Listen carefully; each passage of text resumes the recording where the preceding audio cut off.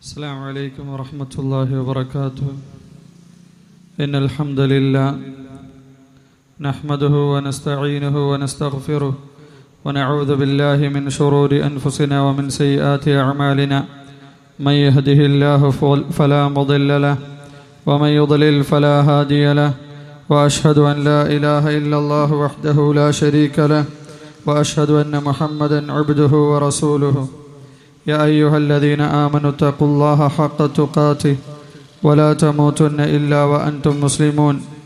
يا أيها الناس اتقوا ربكم الذي خلقكم من نفس واحدة وخلق منها زوجها وبث منهما رجالا كثيرا ونساء واتقوا الله الذي تساءلون به والأرحام إن الله كان عليكم رقيبا. يا أيها الذين آمنوا اتقوا الله وقولوا قولا سديدا يصلح لكم أعمالكم ويغفر لكم ذنوبكم ومن يطع الله ورسوله فقد فاز فوزا عظيما.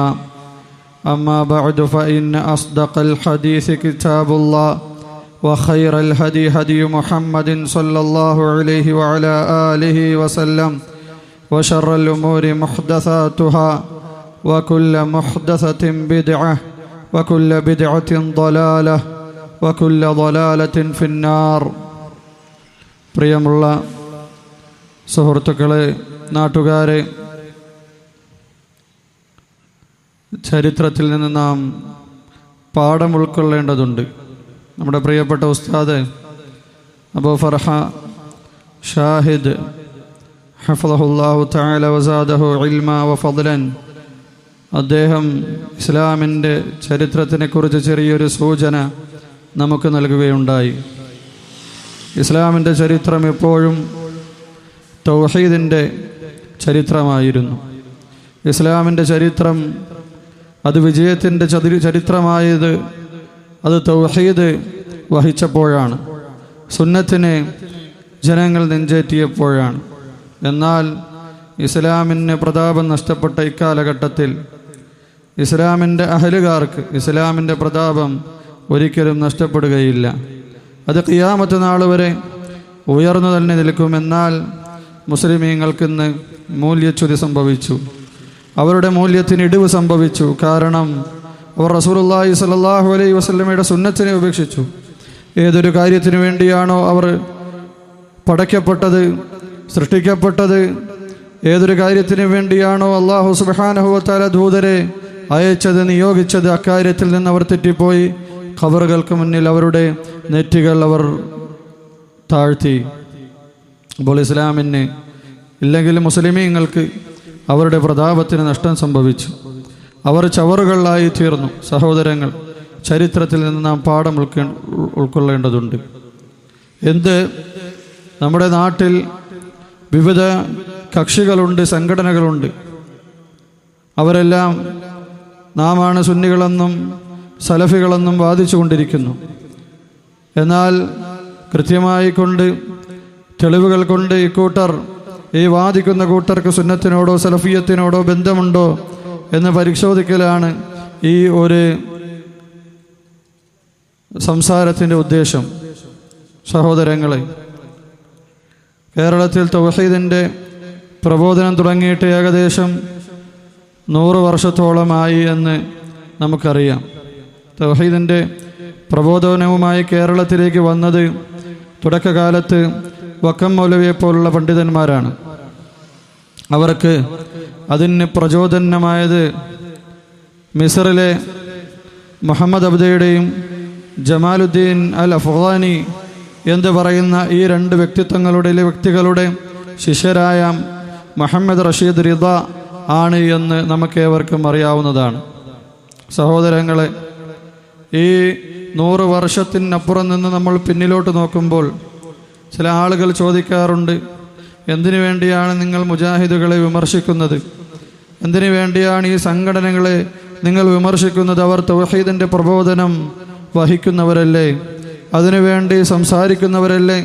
അതിനുവേണ്ടി സംവാദങ്ങൾ നടത്തുന്നവരല്ലേ എന്ന് ചോദിക്കുന്ന പാവപ്പെട്ട ചില അറിവില്ലാത്ത അജ്ഞരായ മനുഷ്യന്മാരുണ്ട്. തൗഹീദിനെ സ്നേഹിക്കുന്ന, ഇസ്ലാമിനെ സ്നേഹിക്കുന്ന അതിനുവേണ്ടി തൻ്റെ ചോര നൽകുവാൻ, തൻ്റെ ജീവൻ പോലും ബലിയർപ്പിക്കുവാൻ തയ്യാറായ സാധാരണക്കാരായ ഒരുപാട് മനുഷ്യരുണ്ട്, തൗഹീദിനെ നെഞ്ചേറ്റിയ മനുഷ്യർ.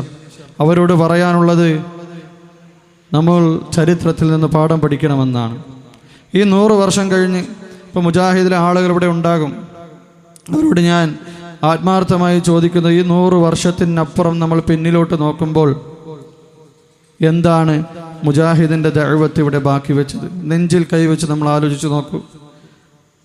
യഥാർത്ഥ സുന്നത്തിന് വഹിക്കുന്ന പണ്ഡിതന്മാരെ സംഭാവന ചെയ്യുവാൻ ഈ ദഅവത്തിന് കഴിഞ്ഞോ? കഴിഞ്ഞിട്ടില്ല.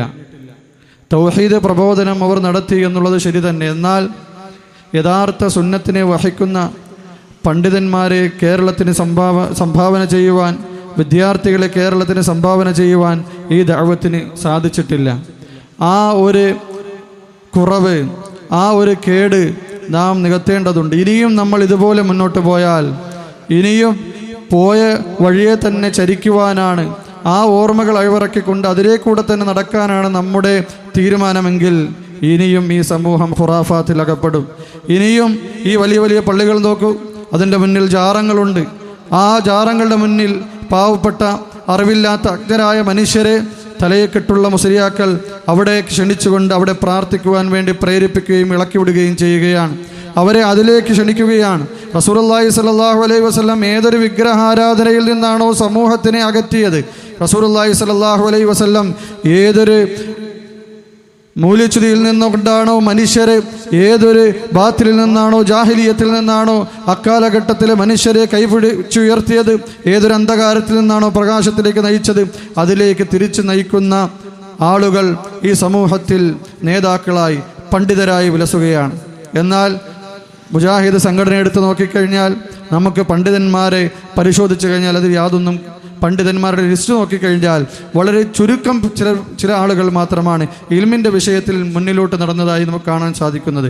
ഒരുപാട് ആളുകൾ സ്റ്റേജിൽ പ്രസംഗിക്കുന്നുണ്ട്, ഒരുപാട് ആളുകൾ ഖുത്ബകൾ പറയുന്നുണ്ട്. അതല്ല ഞാൻ ഉദ്ദേശിച്ചത്. ശരിയായ അല്ലാഹു സുബ്ഹാനഹു വ തആലയുടെ ശരീഅത്തിനെ കൃത്യമായി പഠിച്ച് മനസ്സിലാക്കി ജനങ്ങൾക്ക് അതിൽ നിന്ന് ഒരു പുതിയൊരു വിഷയം വന്നു കഴിഞ്ഞാൽ ഖുർആനിക ആയത്തുകളും ഹദീസുകളും വെച്ച് കാര്യങ്ങൾ ഇജ്തിഹാദ് ചെയ്ത് മനസ്സിലാക്കി ജനങ്ങൾക്ക് ഫത്വ കൊടുക്കുവാനും, കാര്യങ്ങളെ ശരിയാവണ്ണം മനസ്സിലാക്കി സലഫി മൻഹജിലേക്ക്, ശരിയായ സലഫി മൻഹജിലേക്ക് ക്ഷണിക്കുവാനും പ്രാപ്തരായ പണ്ഡിതന്മാർ ഒരു ആൾ പോലും യഥാർത്ഥത്തിൽ ഇല്ല എന്ന് വേണം നമ്മൾ പറയാൻ. എന്നാൽ ഞാൻ മറ്റൊരു ദഅവത്തിനെ നിങ്ങൾക്ക് പരിചയപ്പെടുത്താം. യമനിൽ 1980 ഷെയ്ഖ് മുഖ്ബിൽ ബിൻ ഹാദി അൽ വാദിഇ റഹ്മഹുല്ലാഹു തആല തുടങ്ങിയ ഒരു ദഅവത്തുണ്ട്. സലഫി ദഅവത്ത് തന്നെയാണ്. ഈ കേരളത്തിലെ തൗഹീദിൻ്റെ ദഅവത്ത് തുടങ്ങി ഏകദേശം 60 വർഷം കഴിഞ്ഞാണ് യമനിൽ ഷെയ്ഖ് മുഖ്ബിൽ ബിൻ ഹാദി അൽ വാദിഇ റഹ്മഹുല്ലാഹു തആല തൗഹീദിൻ്റെ ദഅവത്ത് തുടങ്ങുന്നത്. അദ്ദേഹം 2001 മരണപ്പെട്ടു. ഏകദേശം 21 വർഷങ്ങൾ മാത്രമാണ് യമനിൽ ഷെയ്ഖ് മുഖ്ബിൽ റഹ്മഹുല്ലാഹു തആല ദഅവത്ത് നടത്തിയത്. ഷെയ്ഖ് മുഖ്ബിൽ റഹ്മഹുല്ലാഹു തആല അദ്ദേഹം വളർന്നതും ജീവിച്ചതും ദമ്മാജ് എന്ന് പറയുന്ന യമനിലുള്ള ഒരു പ്രദേശത്താണ്. അദ്ദേഹം അവിടെ ജനിക്കുമ്പോൾ അദ്ദേഹത്തിൻ്റെ കാലഘട്ടം ഈ യമൻ മുഴുവൻ സൂഫിയാക്കളുടെയും, അതായത് ഖുറാഫാത്തിൻ്റെയും അന്ധവിശ്വാസത്തിൻ്റെയും അതുപോലെ തന്നെ ഷിയാക്കളുടെയും റാഫിദിയാക്കളുടെയും കരാളഹസ്തത്തിൽ അമർന്ന അവസ്ഥയിലായിരുന്നു. ജനങ്ങൾക്കെല്ലാം, ഇപ്പോൾ ഷെയ്ഖ് മുഖ്ബിൽ റഹ്മത്തുള്ളാഹി തആല തന്നെ പറയുന്നു, തൻ്റെ നാട്ടിലുള്ള ജനങ്ങൾക്കെല്ലാം അലി റളിയല്ലാഹു അൻഹുവിനെ മാത്രമേ അറിയാവൂ, അബൂബക്കറിനെ അറിയില്ല, ഉമറിനെ അറിയില്ല, ഉസ്മാനെ അറിയില്ല റളിയല്ലാഹു അൻഹും. അവർക്ക് ഖബറുകളെ അറിയാമായിരുന്നുള്ളൂ, അവർക്ക് അള്ളാഹുവിനെ മാത്രം വിളിച്ചു പ്രാർത്ഥിക്കുക എന്ന ആദർശം അറിയില്ലായിരുന്നു. സർവ്വ അന്ധകാരത്തിൽ മൂടിക്കിടന്ന ഒരു സ്ഥലത്താണ് ഷെയ്ഖ് മുഖ്ബിൽ റഹ്മത്തുള്ളാഹി തആല ജനിക്കുന്നത്. അദ്ദേഹത്തിന് ഒരു 20-25 വയസ്സായപ്പോൾ അദ്ദേഹം സൗദി അറേബ്യയിലേക്ക് ഒരു കാവൽക്കാരൻ്റെ പണിക്ക് വേണ്ടി പോയി. ആ കാവൽക്കാരൻ്റെ പണിക്ക് പോയി ആ സൗദി അറേബ്യയിൽ ജോലി ചെയ്യുന്ന സമയത്ത് അവിടെയുള്ള ചില ഖത്തീബുമാർ, ഖുത്ബ പറയുന്ന ചില ഇമാമുമാർ അദ്ദേഹത്തിന് കുറച്ച് പുസ്തകങ്ങൾ സമ്മാനമായി നൽകി. ഫത്ഹുൽ മജീദ്, അതുപോലെ തന്നെ റിയാദുസ് സ്വാലിഹീൻ, ബുലൂഗുൽ മറാം, സ്വഹീഹുൽ ബുഖാരി തുടങ്ങിയ ചില ഗ്രന്ഥങ്ങൾ ഷെയ്ഖ് മുഖ്ബിൽ റഹ്മത്തുള്ളാഹി തആലയ്ക്ക് നൽകി. ഷെയ്ഖ് മുഖ്ബിൽ റഹ്മത്തുള്ളാഹി തആല ഈ ഗ്രന്ഥങ്ങൾ പഠിച്ചു. അതിൽ ഫത്ഹുൽ മജീദ് അദ്ദേഹം വായിച്ചപ്പോൾ അള്ളാഹുവിനെ മാത്രമേ ആരാധിക്കാവൂ, ഖബറിൽ പോണ തെറ്റാണ്, ഖബറാരാധന പാടില്ല, അള്ളാഹുവിൻ്റെ റസൂൽ വിരോധിച്ച കാര്യമാണ് തുടങ്ങിയ കാര്യങ്ങൾ അദ്ദേഹത്തിനൊരു പുതിയ അറിവിൻ്റെ വാതായനം തുറന്നു നൽകി ഈ ഫത്ഹുൽ മജീദ്. അദ്ദേഹം കുറച്ച് കഴിഞ്ഞ് നാട്ടിലേക്ക് മടങ്ങിപ്പോയി. നാട്ടിൽ ഖബർ ആരാധിക്കുന്ന ആളുകളുടെ അടുക്കൽ പോയി ഇദ്ദേഹം പറയാൻ തുടങ്ങി, ഖബറാരാധന പാടില്ല, ഖബറിൽ പോയി പ്രാർത്ഥിക്കാൻ പാടില്ല, പ്രാർത്ഥനകൾ അർപ്പിക്കേണ്ടത്, പ്രാർത്ഥനകൾ നമ്മൾ തേടേണ്ടത് അള്ളാഹുവിൻ്റെയോട് മാത്രമാണ് തുടങ്ങിയ കാര്യങ്ങൾ അദ്ദേഹം ജനങ്ങൾക്കിടയിൽ പ്രബോധനം ചെയ്യാൻ തുടങ്ങി. ഷിയാക്കൾ, റാഫിദുകളായ ആളുകൾ, അവരുടെ പണ്ഡിതന്മാർ ഷെയ്ഖ് മുഖ്ബിർ റഹ്മത്തുള്ളാഹി തആലയ്ക്കെതിരെ ഫത്വ നൽകി. മൻ ബദ്ദല ദീനഹു ഫഖ്തുലു എന്ന് ഫത്വ നൽകി. ആരാണ് അവൻ്റെ ദീനിനെ വിട്ട് പോയത് അവനെ കൊലപ്പെടുത്തണം. അതായത് ഷെയ്ഖ് മുഖ്ബിൽ എന്താണ്, ഇസ്ലാം വിട്ടു പോയിക്കുകയാണ്. അവരുടെ അടുക്കൽ ഇസ്ലാം എന്താണ്, ഖബറാരാധനയാണ്. ആ ഖബറാരാധന വിട്ടുപോയ ഷെയ്ഖ് മുഖ്ബിലിനെ കൊലപ്പെടുത്തണമെന്ന അക്കാലഘട്ടത്തിൽ ആ ഷിയാക്കൾ നിറഞ്ഞ, റാഫിദിയാക്കൾ നിറഞ്ഞ ഷെയ്ഖ് മുഖ്ബിർ റഹ്മത്തുള്ളാഹി തആലയുടെ ആ നാട്ടിലുള്ള പണ്ഡിതന്മാർ ഫത്വ കൊടുത്തു. അതുപോലെ തന്നെ അദ്ദേഹത്തിൻ്റെ കുടുംബക്കാരുടെ അടുക്കലേക്ക് ആളുകൾ വന്നു, ഇദ്ദേഹത്തിനെ മര്യാദയ്ക്ക് വായടച്ച് മിണ്ടാതിരിക്കാൻ പറയണം, ഇല്ലെങ്കിൽ ഇദ്ദേഹത്തിനെ നമ്മൾ ജയിലിലിടും. ഷെയ്ഖ് മുഖ്ബിർ റഹ്മത്തുള്ളാഹി തആല പറഞ്ഞു, അവർക്കതിന് ചെയ്യാൻ പ്രാപ്തിയുണ്ടായിരുന്നു, അവർ അവിടുത്തെ ഗവൺമെൻറ് ആയിരുന്നു. നാട്ടിൽ വന്ന് ബന്ധുക്കളെ വിരട്ടി. ഷെയ്ഖ് മുഖ്ബിർ റഹ്മത്തുള്ളാഹി തആല മിണ്ടാതിരിക്കാൻ നിർബന്ധിതനായി. ഒറ്റയ്ക്കേ ഉള്ളൂ. ഇവരെന്ന് പറയുന്ന നാട്ടിൽ ഇന്ന് സുന്നത്തിൻ്റെ വിളനിലമായ സുന്നത്തിൻ്റെ ആളുകൾ ഏത് സ്ഥലത്ത് പോയാലും നമുക്ക് കാണാൻ സാധിക്കുന്ന സുന്നത്തിൻ്റെ പള്ളികൾ ഏത് നാട്ടിൽ പോയാലും ഒന്നല്ല, രണ്ടല്ല, മൂന്നല്ല, ഒരുപാട് പള്ളികൾ. ഞാൻ പഠിച്ചത് യമനിലെ ഹദ്റമൗത്ത് എന്ന് പറയുന്ന ജില്ലയിലെ, ഹദ്റമൗത്ത് എന്ന് പറയുന്ന സ്റ്റേറ്റിലെ അൽ ഹാമി എന്ന് പറയുന്ന ഒരു നാട്ടിലാണ്. അൽ ഹാമി എന്ന് പറയുന്ന നാട് ഖുറാഫാത്ത് കൊണ്ട് അറിയപ്പെട്ട നാടായിരുന്നു. അതായത് ഞാൻ ഒരു ദിവസം പള്ളിയിൽ നമസ്കരിക്കാൻ പോയപ്പോൾ, യമനിൽ എൻ്റെ വീട്ടിൻ്റെ അടുത്തുള്ള പള്ളിയിൽ നമസ്കരിക്കാൻ പോയപ്പോൾ അവിടെ ഒരു നല്ല വൃദ്ധനായ ഒരു മനുഷ്യനുണ്ട്. അപ്പോൾ അദ്ദേഹത്തിനോട് ഞാൻ ആ നാട്ടിലെ പ്രബോധനത്തിൻ്റെ ചരിത്രം ചോദിച്ചു. അപ്പോൾ അദ്ദേഹം എന്നോട് പറഞ്ഞത്, അദ്ദേഹം പണ്ട് ഈ പള്ളിയിലെ ഇമാമായിരുന്നു. അദ്ദേഹം പറഞ്ഞത്, പണ്ട് കാലത്ത് തൗഹീദിൻ്റെ കിതാബുകൾ, തൗഹീദിൻ്റെ ഗ്രന്ഥങ്ങൾ വീട്ടിൻ്റെ ഉള്ളിലിരുന്ന് പഠിച്ചാൽ ആ വീട് ചവിട്ടി തുറന്ന് സുന്നത്തിൻ്റെ ആളുകളെ, സലഫിയത്തിൻ്റെ ആളുകളെ വഹാബികളെന്ന് ആക്രോശിച്ചുകൊണ്ട് പുറത്തിറങ്ങി തല്ലിച്ചതച്ചിരുന്ന ഒരു കാലഘട്ടമുണ്ടായിരുന്നു എന്ന് അദ്ദേഹം എൻ്റെ അടുക്കൽ അയവിറക്കി. എന്നിട്ട് അദ്ദേഹം പറഞ്ഞു, നമ്മളെല്ലാം തൗഹീദിൻ്റെ കിതാബുകൾ പഠിച്ചിരുന്നത് മലയുടെ മുകളിലേക്ക് പോയാണ്. അവിടെ മലകളുള്ള നാടാണ്. ആ മലകളെന്ന് പറഞ്ഞാൽ ഇതുപോലുള്ള പച്ചിലകളും പച്ചമരങ്ങളുമുള്ള മലകളല്ല, മുട്ടക്കുന്നുകൾ, മരുഭൂമികൾ. ആ മരുഭൂമിയുടെ മുകളിലേക്ക് പോയി 5-6 ആളുകൾ നടന്നു പോയി ഒറ്റയ്ക്ക്, ആരും കാണാതെ ആ മലകളുടെ മുകളിൽ പോയിരുന്നാണ് അവർ തൗഹീദിൻ്റെ ഗ്രന്ഥങ്ങൾ പഠിച്ചിരുന്നത് അക്കാലഘട്ടത്തിൽ നിന്ന് അദ്ദേഹം എന്നോട് പറഞ്ഞു. ഇന്ന് ഹാമിയുടെ അവസ്ഥ അറിയാമോ സഹോദരങ്ങളെ? സൂഫികൾ അവിടെ അന്തർധാനം ചെയ്തു. അവർ അവിടെ കാണാനില്ല. അവിടെ സലഫികളാണ്, അവിടെ സുന്നത്തിൻ്റെ ആളുകളാണ്, അവിടെ വിദ്യാർത്ഥികളാണ്. അവിടെ ജനങ്ങൾ മുഴുവൻ അവരെ കണ്ടാൽ മനസ്സിലാവും, നീണ്ട താടിയും നീളം വസ്ത്രവും നിര്യാണിക്ക് മുകളിലുള്ള വസ്ത്രവും തലയിക്കെട്ടും നമസ്കാരവും നോമ്പും സക്കാത്തും എല്ലാ ഇസ്ലാമിൻ്റെ ശആയിറുകളും നിറഞ്ഞു നിൽക്കുന്ന, ഖബറാരാധനയില്ലാത്ത വളരെ മനോഹരമായ സമൂഹം ഹാമി എന്നുള്ള പ്രദേശത്ത് നിന്ന് പോയാൽ നമുക്ക് കാണാൻ സാധിക്കും. ഇതെല്ലാം ആ ഷെയ്ഖ് മുഖ്ബിർ റഹ്മത്തുള്ളാഹി തആലയുടെ ദഅവത്തിൻ്റെ വിദ്യാർത്ഥികൾ നടത്തിയ ദഅവത്തിൻ്റെ ബാക്കി പത്രങ്ങളാണ്. ആ ഷെയ്ഖ് മുഖ്ബിർ റഹ്മത്തുള്ളാഹി തആല പറയുകയാണ്, എൻ്റെ അടുത്ത് മിണ്ടാതിരിക്കാൻ വന്ന് പറഞ്ഞു, നാട്ടിൽ ആരുമില്ല. ഷെയ്ഖ് മുഖ്ബിർ റഹ്മത്തുള്ളാഹി തആല പറഞ്ഞതായി എൻ്റെ ഷെയ്ഖ് എന്നോട് നമ്മളോട് വിദ്യാർത്ഥികളോട് പറഞ്ഞിട്ടുണ്ട്. ഷെയ്ഖ് മുഖ്ബിൽ കൊതിച്ചിട്ടുണ്ട്. എന്ത് കൊതിച്ചിട്ടുണ്ട്? കൈകെട്ടി നമസ്കരിക്കുന്ന ഒരാളിനെ കാണാൻ ഞാൻ എൻ്റെ ജീവിതത്തിൽ കൊതിച്ചു പോയിട്ടുണ്ട് എന്ന് ഷെയ്ഖ് മുഖ്ബിർ റഹ്മത്തുള്ളാഹി തആല തൻ്റെ പ്രബോധന കാലത്തെ അയവിറക്കിക്കൊണ്ട് വിദ്യാർത്ഥികൾക്ക് പറഞ്ഞു കൊടുത്തിട്ടുണ്ട്. കാരണം ഷിയാക്കൾ, റാഫിദികൾ കൈകെട്ടി നമസ്കരിക്കാറില്ല. അവർ കൈ അഴിച്ചിട്ടാണ് നമസ്കരിക്കുക. പുറം നാടുകളിൽ പോയ ആളുകൾക്കറിയാം. അപ്പോൾ അത്രത്തോളം ഷിയാക്കളുടെ, റവാഫിദുകളുടെ കരാളഹസ്തങ്ങളിൽ ഞെരിഞ്ഞമർന്ന് കിടന്നിരുന്ന ഒരു നാടിനെ സുന്നത്തിലേക്ക് പിടിച്ചുയർത്തിയ മഹത് വ്യക്തിത്വമായിരുന്നു ഷെയ്ഖ് മുഖ്ബിർ റഹ്മത്തുള്ളാഹി തആല. ഒന്ന് പറഞ്ഞു, മിണ്ടരുത്. ഷെയ്ഖ് മുഖ്ബിർ റഹ്മത്തുള്ളാഹി തആല പറയുകയാണ്, പിന്നെ ഞാൻ രഹസ്യമായി എനിക്ക് വിശ്വാസമുള്ള ആളുകളുടെ അടുക്കൽ മാത്രം ഞാൻ പോയി പറയാൻ തുടങ്ങി. എന്ത്? ഈ ഖബർ ആരാധിക്കാൻ പാടില്ല എന്നുള്ള കാര്യം. അങ്ങനെ എന്നാലും അവരറിഞ്ഞു, ഗവൺമെൻറ് അറിഞ്ഞു, ഷെയ്ഖ് മുഖ്ബിർ റഹ്മത്തുള്ളാഹി തആലയുടെ പോക്ക് ശരിയല്ല, ഈ മുഖ്ബിലിൻ്റെ പോക്ക് ശരിയല്ല. നമ്മുടെ മദ്രസയിൽ കൊണ്ട് നിർബന്ധിച്ച് പഠിക്കാൻ ചേർത്തു. റാഫിദികളുടെ കോളേജിൽ ഷെയ്ഖ് മുഖ്ബിലിനെ നിർബന്ധിച്ച് പഠിക്കാൻ ചേർത്തു. ഷെയ്ഖ് മുഖ്ബിർ റഹ്മത്തുള്ളാഹി തആല പറഞ്ഞു, വേറെ വഴിയില്ല, ഇല്ലെങ്കിൽ അവർ കൊലപ്പെടുത്തും, ഗവൺമെൻറ്റാണ്. ഷെയ്ഖ് മുഖ്ബിർ റഹ്മത്തുള്ളാഹി തആല കോളേജിൽ പോയി ചേർന്നു. ഷെയ്ഖ് മുഖ്ബിൽ എന്താ ചെയ്തത്? അവിടെ നഹ്വ് മാത്രം, അറബി വ്യാകരണം മാത്രം പഠിക്കാൻ തുടങ്ങി. ഷെയ്ഖ് മുഖ്ബിൽ സ്വന്തമായി പറയുന്നുണ്ട്, ഖത്തർ നദ എന്ന ഇബ്നു ഹിഷാമിൻ്റെ കിതാബ് 6 തവണ ഞാൻ വീണ്ടും പഠിച്ചു. അതിനുശേഷം ആ നാട്ടിൽ ചില ലഹളകളും വിപ്ലവങ്ങളും ഉണ്ടായപ്പോൾ ഷെയ്ഖ് മുഖ്ബിൽ ആ കോളേജിൽ നിന്ന് രക്ഷപ്പെട്ട് വീണ്ടും സൗദി അറേബ്യയിലേക്ക് പോയി. പോകുമ്പോഴും ഷെയ്ഖ് മുഖ്ബിൽ പണിക്കായിട്ടാണ് പോകുന്നത്, ജോലിക്കെടുക്കാൻ വേണ്ടി പോവുകയാണ്. അവിടെ പോയതിന് ശേഷം പിന്നെ അൽ ജാമിയ അൽ ഇസ്ലാമിയയിൽ പഠിക്കാൻ കയറുകയും അദ്ദേഹം അവിടെ പഠനം പൂർത്തിയാക്കുകയും ഏകദേശം 10 വർഷത്തോളം പഠനം പൂർത്തിയാക്കുകയും അദ്ദേഹം തിരിച്ച് നാട്ടിലേക്ക് പോവുകയും ചെയ്യുന്നുണ്ട്. അങ്ങനെ ഏകദേശം ഞാൻ പറഞ്ഞു വരുന്നത് 1970 അവസാനങ്ങളിൽ 80കളിലാണ് ഷെയ്ഖ് മുഖ്ബിൽ റഹ്മത്തുള്ളാഹി തആല യമനിൽ ദഅവത്ത് തുടങ്ങുന്നത്. ഞാൻ പറഞ്ഞു, ദഅവത്ത് തുടങ്ങുന്ന സമയത്ത് കൈകെട്ടി നമസ്കരിക്കുന്ന ഒരാളിനെ കാണാൻ കൊതിച്ച ആ മനുഷ്യൻ ഇന്ന് യമനിലേക്ക് നമുക്ക് പോയാൽ അറിയാം, ആയിരക്കണക്കിന് മർക്കസുകളാണ്, ആയിരക്കണക്കിന് വിദ്യാർത്ഥികളാണ്.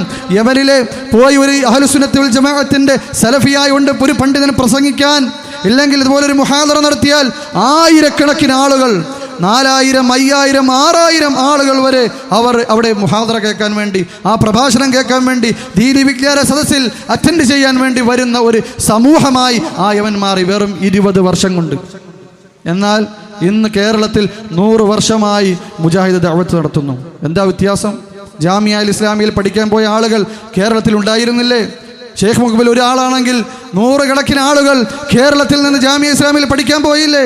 തിരിച്ചു വന്നിട്ട് എവിടെ പണ്ഡിതന്മാർ, എവിടെ അവരുടെ ഗ്രന്ഥങ്ങൾ, എവിടെ അവരുടെ വിദ്യാർത്ഥികൾ? സഹോദരങ്ങളെ, ഇനിയും നമുക്കതിന് തുടരാണോ? നമ്മൾ ചിന്തിക്കൂ.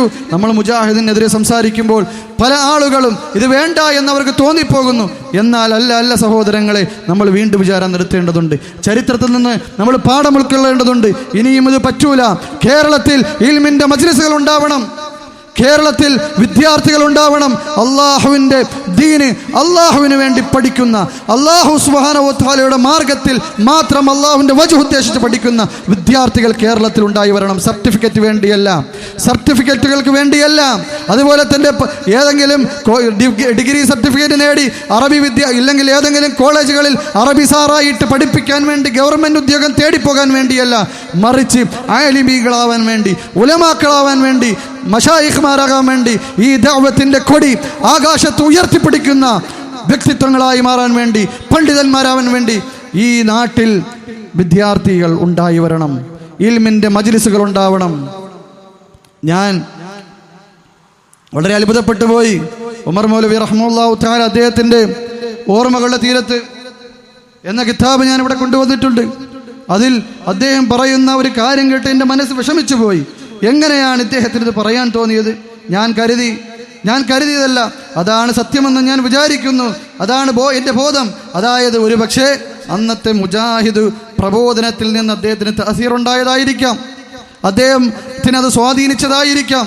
കാരണം ഞാൻ പറഞ്ഞല്ലോ, മുജാഹിദ് ദഅവത്ത് എന്ന് പറയുന്ന ദഅവത്ത് അത് സലഫി ദഅവത്തല്ല. ഞാൻ ആവർത്തിച്ച് പറയട്ടെ സഹോദരങ്ങളെ, ആത്മാർത്ഥത നിങ്ങളുടെ ഹൃദയത്തിൽ അല്പമെങ്കിലും ഉണ്ടെങ്കിൽ ഈ പറയുന്ന എന്നെ നിങ്ങൾ ചെളിവാരി എറിയുകയല്ല വേണ്ടത്, മറിച്ച് ചിന്തിക്കുകയാണ് വേണ്ടത്. നിങ്ങൾ മനസ്സിലാക്കുക, പഠിക്കുക. ഞാൻ എന്തിനിത് പറയുന്നു? ഞാൻ പറഞ്ഞു, നമ്മുടെ ഉദ്ദേശം, നമ്മുടെ ലക്ഷ്യം ഇതുപോലെ കേരള സമൂഹം തൗഹീദ് മനസ്സിലാക്കി വരുന്ന സമൂഹം, അവർ ദുനിയാവിൻ്റെ പിറകെ പോകേണ്ടവരല്ല. നമ്മൾ നോക്കൂ, ഇവിടെ ഒരു മുജാഹിദ് പള്ളിയുണ്ട്. അവിടെ ഇമാമ, എൻ്റെ ബോധം ശരിയാണ്, അദ്ദേഹത്തിൻ്റെ ഖിറാഅത്ത് കേട്ടിട്ട് എനിക്ക് മനസ്സിലായത് അദ്ദേഹം മലയാളിയല്ല എന്നാണ് ഞാൻ മനസ്സിലാക്കുന്നത്. ഇവിടെ ഉള്ള ആളുകൾക്കറിയാം, ഇന്നും പല പള്ളികളുമുണ്ട്. ഇപ്പോൾ നമ്മുടെ മലപ്പുറം നാടുകളിൽ, ഇടവണ്ണ പോലുള്ള നാടുകളിൽ മുജാഹിദ് പള്ളികളുണ്ട്. പക്ഷേ ഇമാമ നിൽക്കാൻ മലയാളിയില്ല, ബംഗാളികളെ ഇറക്കുകയാണ് വെളിയിൽ നിന്ന്. കാരണം ഇൽമിൻ്റെ മാധുര്യം അവർക്ക് കിട്ടിയില്ല. ഇമാമത്ത് നിൽക്കുന്നത് ഏതോ കുറഞ്ഞ ജോലിയാണ്. കോളേജിലെ അറബി സാറാണ് പള്ളിയിലെ ഇമാമിനേക്കാൾ അവരുടെ അടുക്കൽ വലുത്. അല്ലേ സഹോദരങ്ങളെ? അങ്ങനെയല്ലേ നമ്മുടെ ചിന്ത? അള്ളാഹുവിൻ്റെ പള്ളിയിൽ ഇമാമത്ത് നിൽക്കുന്നത് എന്തോ ഒരു അധമമായ പണിയാണ് നമ്മുടെ സമൂഹത്തിൽ. അതിനൊരു സ്ഥാനമില്ല. എന്തിനേറെ പറയുന്നു, ഈ പള്ളികളിൽ, സലഫി പള്ളികളെന്ന് നമ്മുടെ ഇടയിൽ പ്രചരിച്ചിട്ടുള്ള ഈ പള്ളികളിൽ ഇമാമ നിൽക്കുന്ന പാവപ്പെട്ട ആളുകളെ കൊണ്ട് കക്കൂസ് കഴിപ്പിക്കാറില്ലേ? കക്കൂസ് കഴിയുന്ന ഒരു മോശം കാര്യമാണ് എന്നല്ല ഞാൻ പറയുന്നത്. ലൈറ്റ് അടച്ചില്ലെങ്കിൽ അദ്ദേഹത്തിനടുത്ത് ദേഷ്യപ്പെടില്ലേ? ഇൽമിന് വിലയില്ല. അള്ളാഹിൻ്റെ പള്ളിയിൽ ഇമാം നിൽക്കുന്ന, നമുക്ക് വേണ്ടി നമസ്കാരത്തിന് നേതൃത്വം നിൽക്കുന്നവരെ നമുക്ക് ഒരു വിലയുമില്ല. പള്ളി പ്രസിഡന്റ് ആയിരിക്കും, താടി വടിച്ചവനായിരിക്കും, ഇൽമുമായി ബന്ധമില്ലാത്തവനായിരിക്കും, സമൂഹത്തിൽ കുറച്ച് പണവും സ്വാധീനവും ഉണ്ട് എന്നതിൻ്റെ പേരിൽ പള്ളിയുടെ പ്രസിഡന്റായ ഈ ആളുകൾ അള്ളാഹുവിൻ്റെ ദീന് പഠിച്ച, ഖുർആൻ മനഃപ്പാഠമാക്കിയ ആളുകളെ കൊണ്ട് കക്കൂസ് കഴിവച്ചിട്ടില്ലേ? ഞാൻ തുറന്നു ചോദിക്കുകയാണ് സഹോദരങ്ങളെ, ചിന്തിച്ചു നോക്കൂ. അതൊക്കെ ഇസ്ലാം ദീനിന്റെ പാടുള്ള കാര്യമാണോ? അള്ളാന്റെ റസൂലിന്റെ ശിഷ്യന്മാർ ഉമർ ബിൻ ഖത്താബ് റളിയല്ലാഹു അൻഹു പറഞ്ഞിട്ടില്ലേ, ഇന്നല്ലാഹ യർഫഉ ബിഹാദൽ ഖുർആനി അഖ്വാമൻ വയദഉ ബിഹി ആഖരീൻ എന്ന് പറഞ്ഞില്ലേ? ഈ ഖുർആൻ എടുത്തവർ അവരെ അല്ലാഹു സുബ്ഹാനഹു വ തആല പടിപടിയായി സമൂഹത്തിന്റെ മുകളിൽ ഉയർത്തുമെന്ന് പ്രഖ്യാപിച്ച ഉമർ ബിൻ ഖത്താബിന്റെ അനുയായികളല്ലേ നമ്മൾ? എന്നാൽ എന്താ ഈ പള്ളികളിൽ നടക്കുന്നത്? ഇൽമിന് ഒരു വിലയുമില്ല, ഇൽമിൻ്റെ ആളുകൾക്ക് വിലയില്ല. ചിലപ്പോൾ ഖുത്ബ പറയാൻ വരുന്ന ആളുകളെ പള്ളി പ്രസിഡന്റ് നിയന്ത്രിക്കും. സത്യമല്ലേ? പള്ളി പ്രസിഡന്റ് നിയന്ത്രിക്കും. പള്ളി പ്രസിഡന്റ് ഇന്ന കാര്യം പറഞ്ഞാൽ മതി, ഇന്ന കാര്യം പറയണ്ട, ഇതെന്താ പറഞ്ഞത് എന്ന് പറഞ്ഞിട്ട് ഖത്തീബിനെ നിയന്ത്രിക്കും. ആരാ സമൂഹത്തിന് മതപരമായ നേതൃത്വം നൽകേണ്ടത്? പള്ളി പ്രസിഡന്റുമാരാണോ? ഇത് സലഫികളുടെ മാത്രം കാര്യമല്ല, ഈ ഖുറാഫികളായ സൂഫികളുടെ പള്ളികളും ഇത് തന്നെയാണ് അവസ്ഥ. പള്ളികളിലെ ഇമാമുമാരെ നിയന്ത്രിക്കുന്നത് ഒരുപക്ഷെ ഇൽമുമായി യാതൊരു ബന്ധവുമില്ലാത്ത, ചിലപ്പോൾ നമസ്കാരത്തിന് പോലും പള്ളിയിൽ കയറാത്ത ഈ പ്രസിഡന്റുമാർ എന്ന് പറയുന്ന വർഗമാണ്. ഇല്ലേ? സമൂഹമേ ചിന്തിച്ചു നോക്കൂ. അതല്ല ഇസ്ലാമിക സംസ്കാരം. ഇസ്ലാമിക സംസ്കാരം ഇൽമിന്റെ ആളുകളെ, പണ്ഡിതന്മാരെ, ഖുർആനിന്റെ ആളുകളെ, സുന്നത്തിന്റെ ആളുകളെ ബഹുമാനിച്ച സംസ്കാരമാണ്. ഭക്തന്മാരെ, പണ്ഡിതന്മാരെ ബഹുമാനിച്ച സംസ്കാരമാണ് ഇസ്ലാമിന്റെ സംസ്കാരം. അല്ലാതെ അവരുടെ നേരെ കയർക്കുന്ന, അവരുടെ നേരെ കൈ ചൂണ്ടുന്ന, അവരെ കൊണ്ട് കക്കൂസത കഴിപ്പിക്കുന്ന, ഇല്ലെങ്കിൽ അവർ ലൈറ്റ് അണയ്ക്കാത്തതിന്റെ പേരിൽ, ഫാൻ ഓഫ് ആക്കാത്തതിന്റെ പേരിൽ അവരുടെ നേരെ കാർക്കിച്ച്, ഇല്ലെങ്കിൽ കർക്കശമായി പെരുമാറുന്ന സംസ്കാരമല്ല ഇസ്ലാമിന്റെ സംസ്കാരം. എങ്ങനെയാ സംസ്കാരം കടന്നു വന്നു? ഇൽമിന് വിലയില്ല, സർട്ടിഫിക്കറ്റുകൾക്കാണ് വില. ഞാൻ പറഞ്ഞു വന്നത്, ഉമർ മൗലവി കിതാബ് ഇങ്ങനെ എഴുതി, ഈ ഓർമ്മകളുടെ തീരത്തിന്റെ 65-ാമത്തെ പേജിൽ ഇപ്രകാരം എഴുതിയിട്ടുണ്ട്: മതവിദ്യാഭ്യാസത്തെ ഓത്തുപുരകളിലെ അപരിഷ്കൃത ബന്ധങ്ങളിൽ നിന്ന് മോചിപ്പിച്ച് ഇന്ന് കാണുന്ന കോളേജ് നിലവാരത്തിലേക്ക് വളർത്തി ഉയർത്താൻ. അപ്പോൾ ഓത്തുപള്ളികൾ അപരിഷ്കൃതമാണ് എന്ന് ഈ ബുക്കിൽ ഞാൻ കണ്ടപ്പോൾ എൻ്റെ ഹൃദയം വ്യസനിച്ചു. സഹോദരങ്ങളെ, അല്ലാഹുവിന്റെ റസൂല് കോളേജിലാണോ ഇൽമു പഠിപ്പിച്ചത്? സ്വഹാബാക്കൾ കോളേജിന്റെ വരാന്തകളിൽ നിന്നാണോ ഇൽമു പഠിച്ചത്? കോളേജിന്റെ ക്ലാസ് റൂമുകളിൽ നിന്നാണോ ഇൽമു പഠിച്ചതല്ല. ഈ ഓത്ത് പള്ളികൾ എന്നറിയപ്പെടുന്ന, ഇല്ലെങ്കിൽ പള്ളികളുടെ ഉള്ളിൽ നിന്നാണ് പിന്നീട് നമ്മുടെ ഇമാമുമാരും താബീയങ്ങളും താബീയങ്ങളും എല്ലാം പള്ളിയുടെ സൈഡിൽ കെട്ടിയുയർത്തിയ, ഇല്ലെങ്കിൽ പള്ളിയുമായി ബന്ധപ്പെട്ട് കെട്ടിയുയർത്തിയ മദ്രസകളിൽ നിന്നാണ് ഇൽമു പഠിച്ചത്. ഓത്തുപുരകളിൽ നിന്ന്, ഖുത്താബുകൾ എന്നറിയപ്പെടുന്ന ആ മദ്രസകളിൽ നിന്നാണ് നമ്മുടെ ഇമാമിങ്ങൾ ഇൽമു പഠിച്ചത്. ആ പഠന സംവിധാനത്തെ അപരിഷ്കൃതമെന്ന് എങ്ങനെ പറയാൻ തോന്നും ഒരു സലഫിക്ക്? സഹോദര, അത് ശരിയല്ല. ഞാൻ ദുർറുസനിയ എന്ന കിതാബിൽ നിന്ന്, ദുർറുസനിയ എന്ന കിതാബ്, ആ കിതാബിൽ ഇപ്രകാരം നമുക്ക് കാണാൻ സാധിക്കും: വദക്കറ ശൈഖ് അബ്ദുല്ലാഹി ബിൻ മുഹമ്മദ് ബിൻ ഹുമൈദിൻ അനിൽ ആസിമി ഫഖാല മാ മഅനാഹു. ദുർറുസനിയുടെ 16-ാമത്തെ മുജല്ലദിൽ 9-ാമത്തെ പേജിൽ നമുക്കിത് കാണാൻ സാധിക്കും. അദ്ദേഹം പറയുകയാണ്: ഇന്ന അവ്വല മദ്രസത്തിൻ നിളാമിയത്തിൻ ബുനിയത് ബി ബഗ്ദാദ്. ബഗ്ദാദിൽ ആദ്യത്തെ കോളേജ് കെട്ടി. കോളേജ് കെട്ടൽ ഹറാമാണെന്നല്ല ഞാൻ പറഞ്ഞു വരുന്നത്, പക്ഷെ പള്ളിയിലെ പഠനം, ഓത്തുപള്ളിയിലെ പഠനം അത് അപരിഷ്കൃതമാണ് എന്ന് പറയുന്നതിൻ്റെ അതിൻ്റെ ഔചിത്യമാണ് ഇവിടെ ചോദ്യം ചെയ്യപ്പെടുന്നത്. അത് അപരിഷ്കൃതമായി കാണുന്ന, അതൊരു സലഫിക്ക് കാണാൻ സാധിക്കില്ല എന്ന ബോധമാണ് ഓരോ സുന്നിക്കുമുള്ളത്, ഓരോ മുസ്ലിമിനുമുള്ളത്. കാരണം നമ്മുടെ ഇമാമിങ്ങൾ പഠിച്ച രീതിയാണ്, ആ സംവിധാനത്തെ നോക്കി അപരിഷ്കൃതമെന്ന് വിളിക്കാൻ നമുക്ക് എങ്ങനെ സാധിക്കും? മറിച്ച് അതാണ് പരിഷ്കാരം, അത് തന്നെയാണ് പരിഷ്കാരം. അല്ലാതെ ഈ കോളേജിലേക്ക് ഇൽമിനെ പറിച്ചു നാട്ടിയതല്ല പരിഷ്കാരം. പരിഷ്കാരം ഏതൊരു മാർഗത്തിലാണോ നമ്മുടെ മുൻഗാമികൾ ഉണ്ടായിരുന്നത് അതാണ് ശരി. അല്ലാതെ പിന്നീട് നമ്മുടെ പിൻതലമുറക്കാർ കെട്ടിയുയർത്തിയ കോളേജുകളല്ല ശരിയാണ്, അതിൽ പഠിക്കുന്നത് തെറ്റാണ് എന്നല്ല, മറിച്ച് മറ്റതിനെ നോക്കി അപരിഷ്കൃതമെന്ന് വിളിക്കുന്ന ഔചിത്യത്തിനെയാണ് ഞാൻ ചോദ്യം ചെയ്യുന്നത്. സഹോദര, ഇവിടെ നോക്കൂ, ഈ ഇമാമ് പറയുകയാണ്, ആദ്യമായി മദ്രസ, ഒരു കോളേജ് ബഗ്ദാദിൽ കെട്ടി.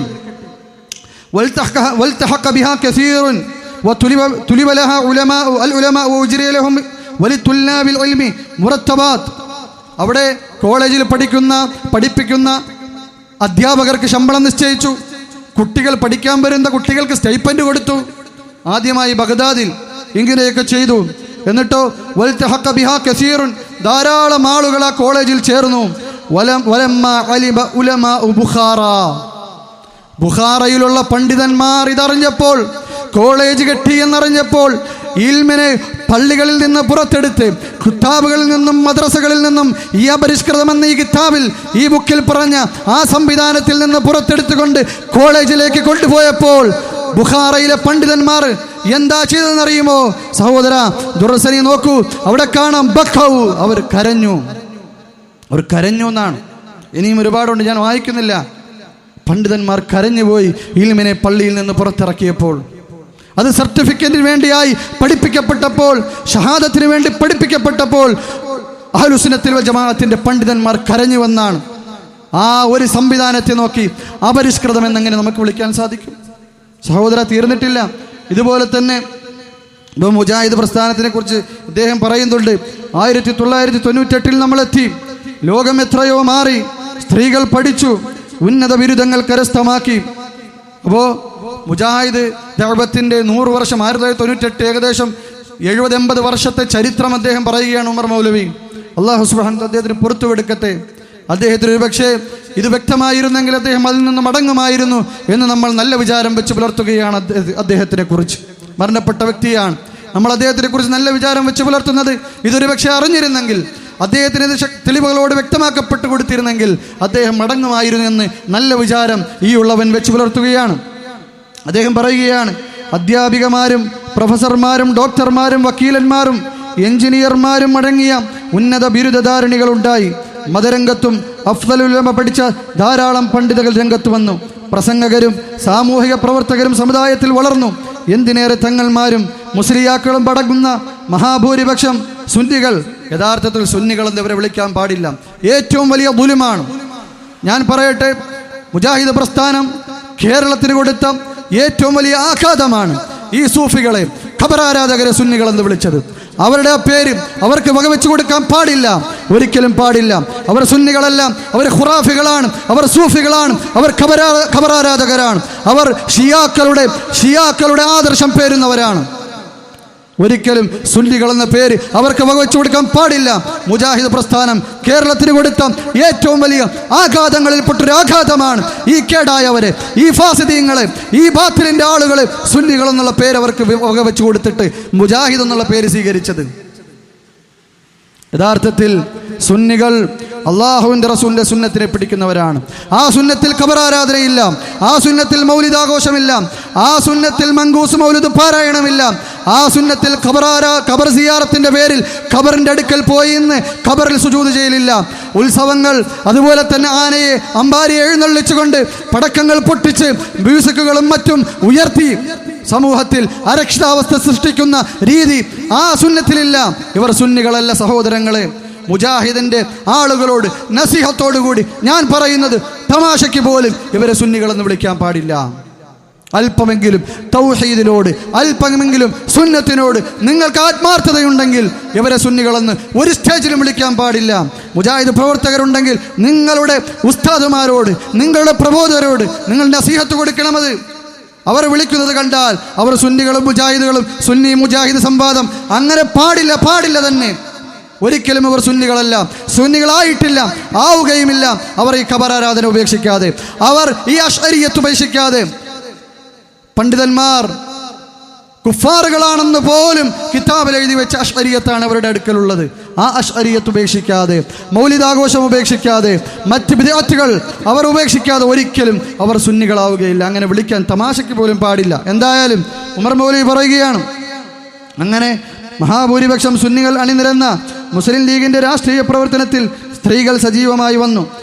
അപ്പോൾ സ്ത്രീകൾ രാഷ്ട്രീയ പ്രവർത്തനത്തിൽ സജീവമായി വന്നത് മുജാഹിദ് പ്രസ്ഥാനത്തിൻ്റെ പ്രവർത്തനം കൊണ്ടാണ് എന്ന് ഉമർ മൗലവി പറയുകയാണ്. സഹോദരങ്ങളെ, അല്ലാഹ് എന്താ ഖുർആനിൽ പറഞ്ഞത്? വഖർന ഫീ ബുയൂതികും, സ്ത്രീകൾ അവരുടെ വീടുകളിൽ ഇരിക്കട്ടെ എന്ന ആശയത്തിൽ ഖുർആൻ സംസാരിച്ചില്ലേ സഹോദരങ്ങളെ? എന്നിട്ട് സ്ത്രീകൾ രാഷ്ട്രീയത്തിലേക്ക് ഇറങ്ങിയത് മുജാഹിദ് പ്രസ്ഥാനത്തിൻ്റെ അഭിമാനമായ നേട്ടമായി എടുത്തു പറയുന്ന ഒരു ദഅവത്ത് എങ്ങനെയാണ് സലഫി ദഅവത്താവുക? അല്ലാഹു സുബ്ഹാനഹു വ തആല റസൂൽ സല്ലല്ലാഹു അലൈഹി വസല്ലം പറഞ്ഞില്ലേ, ഏതെങ്കിലും ഒരു ഉമ്മത്തിന്റെ നേതൃത്വം അധികാരം സ്ത്രീകളുടെ അടുക്കൽ വന്നാൽ ആ ഉമ്മത്ത്, ആ സമുദായം നശിച്ചു എന്ന് റസൂലുള്ളാഹി സ്വല്ലല്ലാഹു അലൈഹി വസല്ലം പ്രഖ്യാപിച്ചപ്പോൾ സ്ത്രീകൾ രാഷ്ട്രീയത്തിലേക്ക് ഇറങ്ങിയത് മുജാഹിദ് പ്രസ്ഥാനത്തിന്റെ അഭിമാനമായി, നേട്ടമായി കാണുന്ന ഒരു ദഅവത്ത്, ആ ഒരു ആദർശം എങ്ങനെയാണ് സലഫി ആദർശമാവുക? എങ്ങനെയാണ് സുന്നി ആദർശമാവുക? പിന്നെയോ ത്രിതല പഞ്ചായത്തുകളിൽ തെരഞ്ഞെടുപ്പിൽ മത്സരിച്ച് വിജയിച്ച് പ്രസിഡന്റുമാർ വരെ ആയിത്തീർന്നു. സ്ത്രീകൾ പഞ്ചായത്ത് പ്രസിഡന്റുമാരായി തീർന്നത് മുജാഹിദ് ദഅവത്തിന്റെ നേട്ടമായിട്ടായി കിതാബിൽ പറയുന്നത്. മുസ്ലിം കേരളത്തിന്റെ അഭിമാനഭാജനമായ ശ്രീമതി ഖമറുന്നിസ അൻവർ കേരള സർക്കാരിന്റെ സാമൂഹിക ക്ഷേമ ബോർഡിന്റെ ചെയർപേഴ്സണായി ഭരണ നൈപുണ്യം തെളിയിച്ചു. ക്രമാനുഗതമായ ഈ വളർച്ചയിലും അഭിവൃദ്ധിയിലും സ്ത്രീ സമൂഹം എത്തപ്പെട്ടത് മഹത്തായ ഇസ്ലാഹി പ്രസ്ഥാനത്തിന്റെ ത്യാഗസുരഭിലമായ പ്രവർത്തനം ഒന്നുകൊണ്ട് മാത്രമായിരുന്നു. സഹോദരങ്ങളെ, ഈ പോസ്റ്ററുകളിൽ മുഖമക്കരയിട്ട് മാത്രമേ സ്ത്രീകൾ പുറത്തിറങ്ങാവൂ എന്ന് പഠിപ്പിച്ച ഇസ്ലാം, ആ ഇസ്ലാമിലെ സ്ത്രീകളെ മുഖമക്കരകൾ വലിച്ചു കീറിയെറിഞ്ഞ് ഈ പോസ്റ്ററുകളിൽ തെരുവിൽ പ്രദർശിപ്പിച്ച ദഅവത്ത്, അതാണോ സലഫി ദഅവത്ത്? സഹോദരങ്ങളെ, ഇനിയെങ്കിലും മനസ്സിലാക്കണം, എന്തുകൊണ്ട് കേരളത്തിൽ ഉലമാക്കൾ ഉണ്ടായില്ല? കാരണം എന്തുകൊണ്ട് ഷെയ്ഖ് മുഖ്ബർ റഹ്മത്തുള്ളാഹി തആല ഇവിടെ ദഅവത്ത് തന്ന ഫലം, ഷെയ്ഖ് മുഹമ്മദ് ബിൻ അബ്ദുൽ വഹാബ് റഹ്മത്തുള്ളാഹി തആലയുടെ ദഅവത്ത് തന്ന ഫലം എന്തുകൊണ്ട് കേരളത്തിൽ കിട്ടിയില്ല? ആലോചിച്ചു. സൗദി അറേബ്യയിൽ നിങ്ങൾ പോയാൽ ഇൽമാണ്, എങ്കും വിജ്ഞാനമാണ്. എന്നാൽ കേരളത്തിലോ മുജാഹിദ് കോളേജിൽ പഠിക്കാൻ ഇൽമ ആഗ്രഹിച്ച് പോയ ഒരു വിദ്യാർത്ഥി, മുജാഹിദിൻ്റെ ഏത് കോളേജിലായാലും ശരി, അത് വിസ്തത്തിൻ്റെ കോളേജിലായാലും KNMന്റെ കോളേജിലായാലും മർക്കസ് ദഅവയുടെ കോളേജിലായാലും ഒരു വിദ്യാർത്ഥി കയറിപ്പോയാൽ ആ വിദ്യാർത്ഥി ഇൽമ അന്വേഷിച്ച് ആത്മാർത്ഥമായിട്ടാണ് പോയത്, നല്ല ഇഖ്ലാസോട് കൂടിയാണ് പോയതെങ്കിലും അവിടെ ചെല്ലുമ്പോൾ പരീക്ഷ സർട്ടിഫിക്കറ്റ് ജോലി, ഇത് പറഞ്ഞ് ആ വിദ്യാർത്ഥിയുടെ മനസ്സിൽ ദുനിയാവ് കയറുകയാണ്. പിന്നെ പഠിച്ചിറങ്ങുമ്പോൾ അവൻ്റെ ലക്ഷ്യം ഒരു പ്രബോധകനാവണമെന്നല്ല, ഒരു ആലിമാവണമെന്നല്ല, ഒരു പള്ളിയിലെ ഇമാമാവണമെന്നല്ല, ഏതെങ്കിലും ഗവൺമെൻറ് ഉദ്യോഗസ്ഥൻ നേടണം. അല്ലേ സഹോദരങ്ങൾ? എൻ്റെ നാട്ടിൽ തന്നെ എത്രയോ ഉദാഹരണങ്ങളുണ്ട്, നിങ്ങളുടെ നാട്ടിലും ഉദാഹരണങ്ങൾ കാണും. നല്ല കഴിവുള്ള വിദ്യാർത്ഥികൾ, നല്ല കൂർമ്മ ബുദ്ധിയുള്ള, മനപ്പാട ഗ്രാഹ്യശേഷിയുള്ള വിദ്യാർത്ഥികൾ പഠിക്കാൻ പോയിട്ട് ഇപ്പോൾ കോളേജുകളിൽ അറബി പഠിപ്പിക്കുകയാണ്, ഇല്ലെങ്കിൽ മറ്റ് വിഷയങ്ങൾ പഠിപ്പിക്കുകയാണ്, ഇല്ലെങ്കിൽ വല്ല ഗവൺമെൻറ് ഉദ്യോഗസ്ഥൻ ചെയ്യുകയാണ്, ഇല്ലെങ്കിൽ രാഷ്ട്രീയത്തിൽ ഇറങ്ങുകയാണ്. അതാണ് വേണ്ടത്. നമുക്ക് വേണ്ടത് രാഷ്ട്രീയക്കാരെയല്ല, നമുക്ക് വേണ്ടത് തർജുമയുടെ ആളുകളെയല്ല, നമുക്ക് വേണ്ടത് കവലപ്രസംഗക്കാരെയല്ല, നമുക്ക് വേണ്ടത് ആലിമീങ്ങളെയാണ്. അതിനുവേണ്ടിയാണ് ഈ ദഅവത്ത്. ഷെയ്ഖ് മുഖ്ബർ റഹ്മത്തുള്ളാഹി തആല വിളയിച്ച ആ ഫലം അത് കേരളത്തിൽ കൊണ്ടുവരണം. ഷെയ്ഖ് മുഹമ്മദ് ബിൻ അബ്ദുൽ വഹാബ് റഹ്മത്തുള്ളാഹി തആല വിളയിച്ച, സൗദി അറേബ്യയിൽ വിളയിച്ച ആ ഫലം കേരളത്തിൽ വേണം. അതിനുവേണ്ടിയാണ് ഈ ദഅവത്ത്. അതുകൊണ്ട് ജനങ്ങളെ, നാട്ടുകാരെ, സഹോദരങ്ങളെ, തൗഹീദിനെ സ്നേഹിക്കുന്നവരെ, സലഫിയത്തിനെ ഇഷ്ടപ്പെടുന്നവരെ, നിങ്ങൾ ഈ ദഅവത്തിനെ സഹായിച്ചുള്ളി. ഇനിയും പല ആളുകൾക്കും മനസ്സിലായിട്ടില്ല. അവരുടെ വിചാരം ഈ സമ്പാദനങ്ങൾ ഇങ്ങനെ നടത്തിയാൽ മതി എന്നാണ്. അല്ല, ആലോചിച്ചു നോക്കൂ, എത്ര സമ്പാദനങ്ങൾ നടത്തിയിട്ടാണ് ഷെയ്ഖ് മുഖ്ബർ റഹ്മത്തുള്ളാഹി തആല യമനിൽ ഈ ഒരു ഫലം ഉണ്ടാക്കിയെടുത്തത്. അള്ളാഹുവിൻ്റെ ഫദ്ലിന് ശേഷം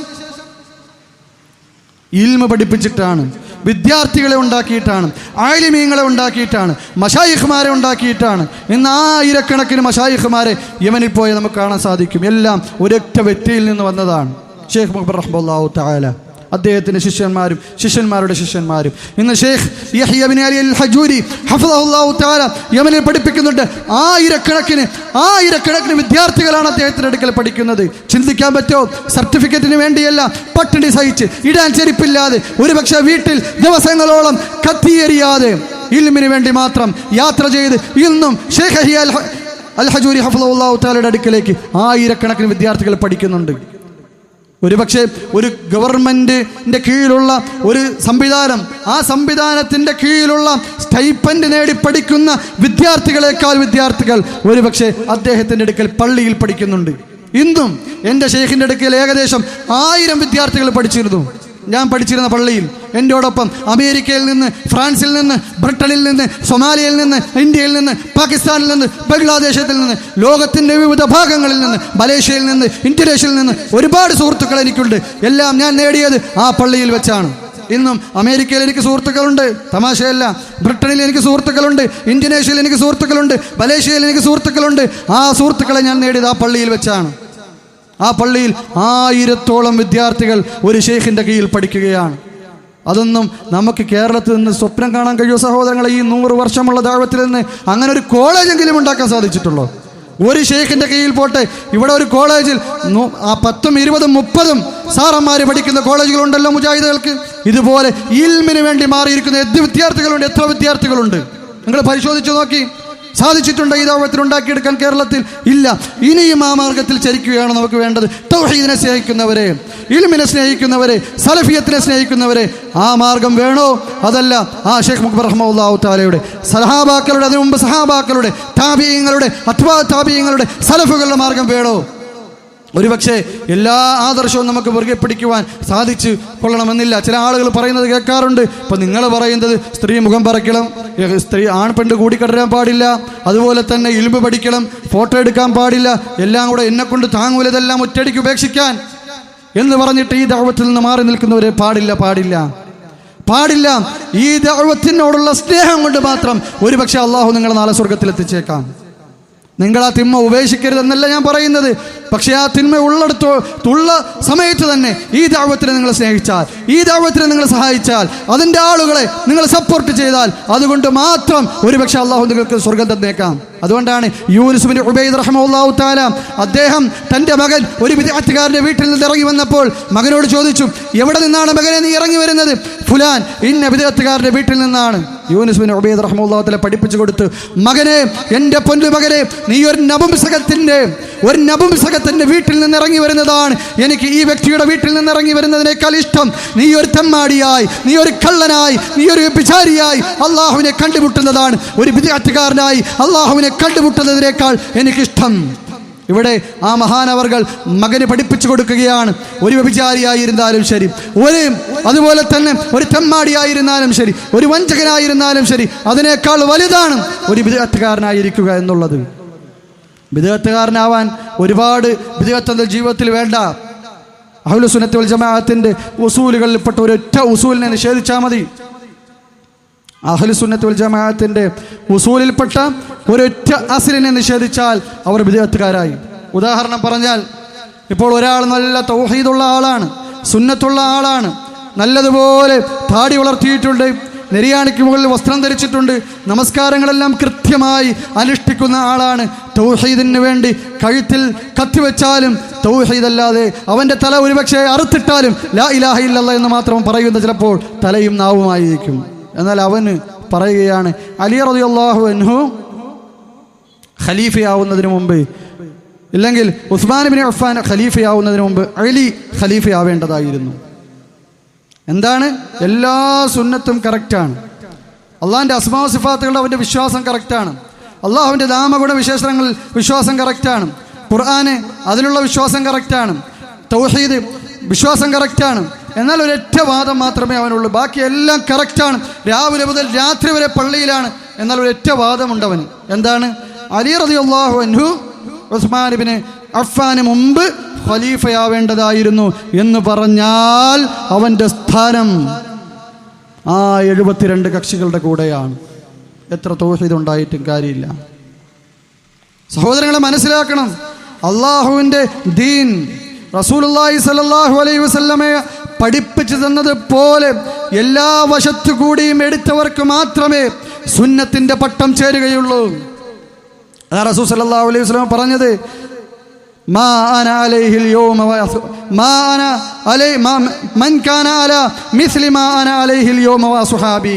ആരാണ് വിജയിക്കുന്ന കക്ഷി? ഞാനും സഹാബാക്കളും ഇന്ന് ഏതൊരു വിശ്വാസത്തിന്മേലാണോ, ഇന്ന് ഏതൊരു ആദർശത്തിന്മേലാണോ, ആ ആദർശം പൂർണ്ണമായി ഉൾക്കൊണ്ടവർ മാത്രമാണ് സ്വർഗത്തിൻ്റെ ആളുകൾ. നോക്കൂ,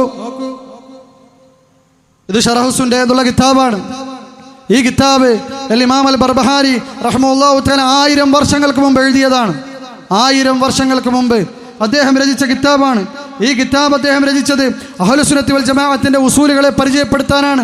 അടിസ്ഥാന പ്രമാണങ്ങളെ, മൗലിക തത്വങ്ങളെ, ഇസ്ലാമിൻ്റെ അടിസ്ഥാനമായിട്ടുള്ള വിശ്വാസ കാര്യങ്ങളെ രേഖപ്പെടുത്തുവാൻ വേണ്ടി രചിച്ച കിതാബാണിത്. ഈ കിതാബ് രചിച്ചു തീർന്നിട്ട് അദ്ദേഹം അവസാനത്തിൽ ഒരു കാര്യം പറയുന്നുണ്ട്. എന്താണത്? അദ്ദേഹം അവസാനം പറഞ്ഞു, ഫമൻ അഖറ ബിമാ ഫീ ഹാദൽ കിതാബി വആമന ബിഹി വത്തഖദഹു ഇമാമൻ വലം യശുക്ക ഫീ ഹർഫിൻ മിൻഹു വലം യജ്ഹദ് ഹർഫൻ വാഹിദ ഫഹുവ സാഹിബു സുന്നത്തിൻ വജമാഅ. ഈ കിതാബിൽ പറഞ്ഞ സർവ്വ ഉസൂലുകളെയും അംഗീകരിച്ചവൻ മാത്രമാണ് സുന്നി. പിന്നെയോ അദ്ദേഹം പറയുകയാണ് വമൻ ജഹദ ഹർഫൻ മിമ്മാ ഫി ഹാദൽ കിതാബ്, ഈ കിതാബിലുള്ള ഏതെങ്കിലും ഒരൊറ്റ അസ്ലിനെ ആരെങ്കിലും നിഷേധിച്ചിട്ടുണ്ടെങ്കിൽ, എന്താ പറഞ്ഞത്, ഔ ശക്ക ഫി ഹർഫിൻ മിൻഹു, ഇല്ലെങ്കിൽ ഈ കിതാബിൽ പറഞ്ഞിട്ടുള്ള വിശ്വാസ കാര്യങ്ങളിൽ ഏതെങ്കിലും ഒന്നിൽ സംശയം പ്രകടിപ്പിച്ചിട്ടുണ്ടെങ്കിൽ, ഔ ശക്ക വ വഖഫ, ഇല്ലെങ്കിൽ അങ്ങനെ സംശയം പ്രകടിപ്പിച്ചു തീരുമാനമെടുക്കാതെ നിന്നിട്ടുണ്ടെങ്കിൽ, ഫഹുവ സാഹിബു ഹവാ, അവൻ ബിദ്അത്തുകാരനാണ്. അപ്പോൾ ഒരുപാട് കാര്യങ്ങളൊന്നും വേണ്ട ഒരാൾ ബിദ്അത്തുകാരനാവാൻ, ഒറ്റ അസിലിനെ നിഷേധിച്ചാൽ മതി. അഹ്ലുസുന്നത്തി വൽ ജമാഅത്തിന്റെ ഉസൂലിൽപ്പെട്ട അസിലാണ് ഉസ്മാൻ റളിയല്ലാഹു അൻഹു ആണ് ആദ്യം ഖലീഫ ആവേണ്ടത്. ശേഷമാണ് ഉമർ അലി ഇബ്നു അബി ത്വാലിബ് ഖലീഫ ആവേണ്ടത്. ഈ അസിലിനെ ആരെങ്കിലും നിഷേധിച്ചാൽ ബിദ്അത്തുകാരനായി. സഹോദര നോക്കൂ, ഞാൻ നേരത്തെ പറഞ്ഞു വെച്ചത് ഉമർ മൗലവി റഹ്മത്തുള്ളാഹി തആല ഈ കിതാബിൽ എഴുതിയതാണ്. എന്താ എഴുതിയത്? സ്ത്രീകൾ രാഷ്ട്രീയത്തിൽ ഇറങ്ങിയത് ഈ മുജാഹിദ് പ്രസ്ഥാനത്തിൻ്റെ ത്യാഗസുരഭിലമായ പ്രബോധനത്തിൻ്റെ ഫലമാണ് എന്ന്. എന്നാൽ അഹ്ലുസുന്നത്ത് വൽ ജമാഅത്തിന്റെ ഇമാമിങ്ങൾ സ്ത്രീകൾ രാഷ്ട്രീയത്തിൽ ഇറങ്ങുന്നതിനെ കുറിച്ച് എന്താണ് പറഞ്ഞത്?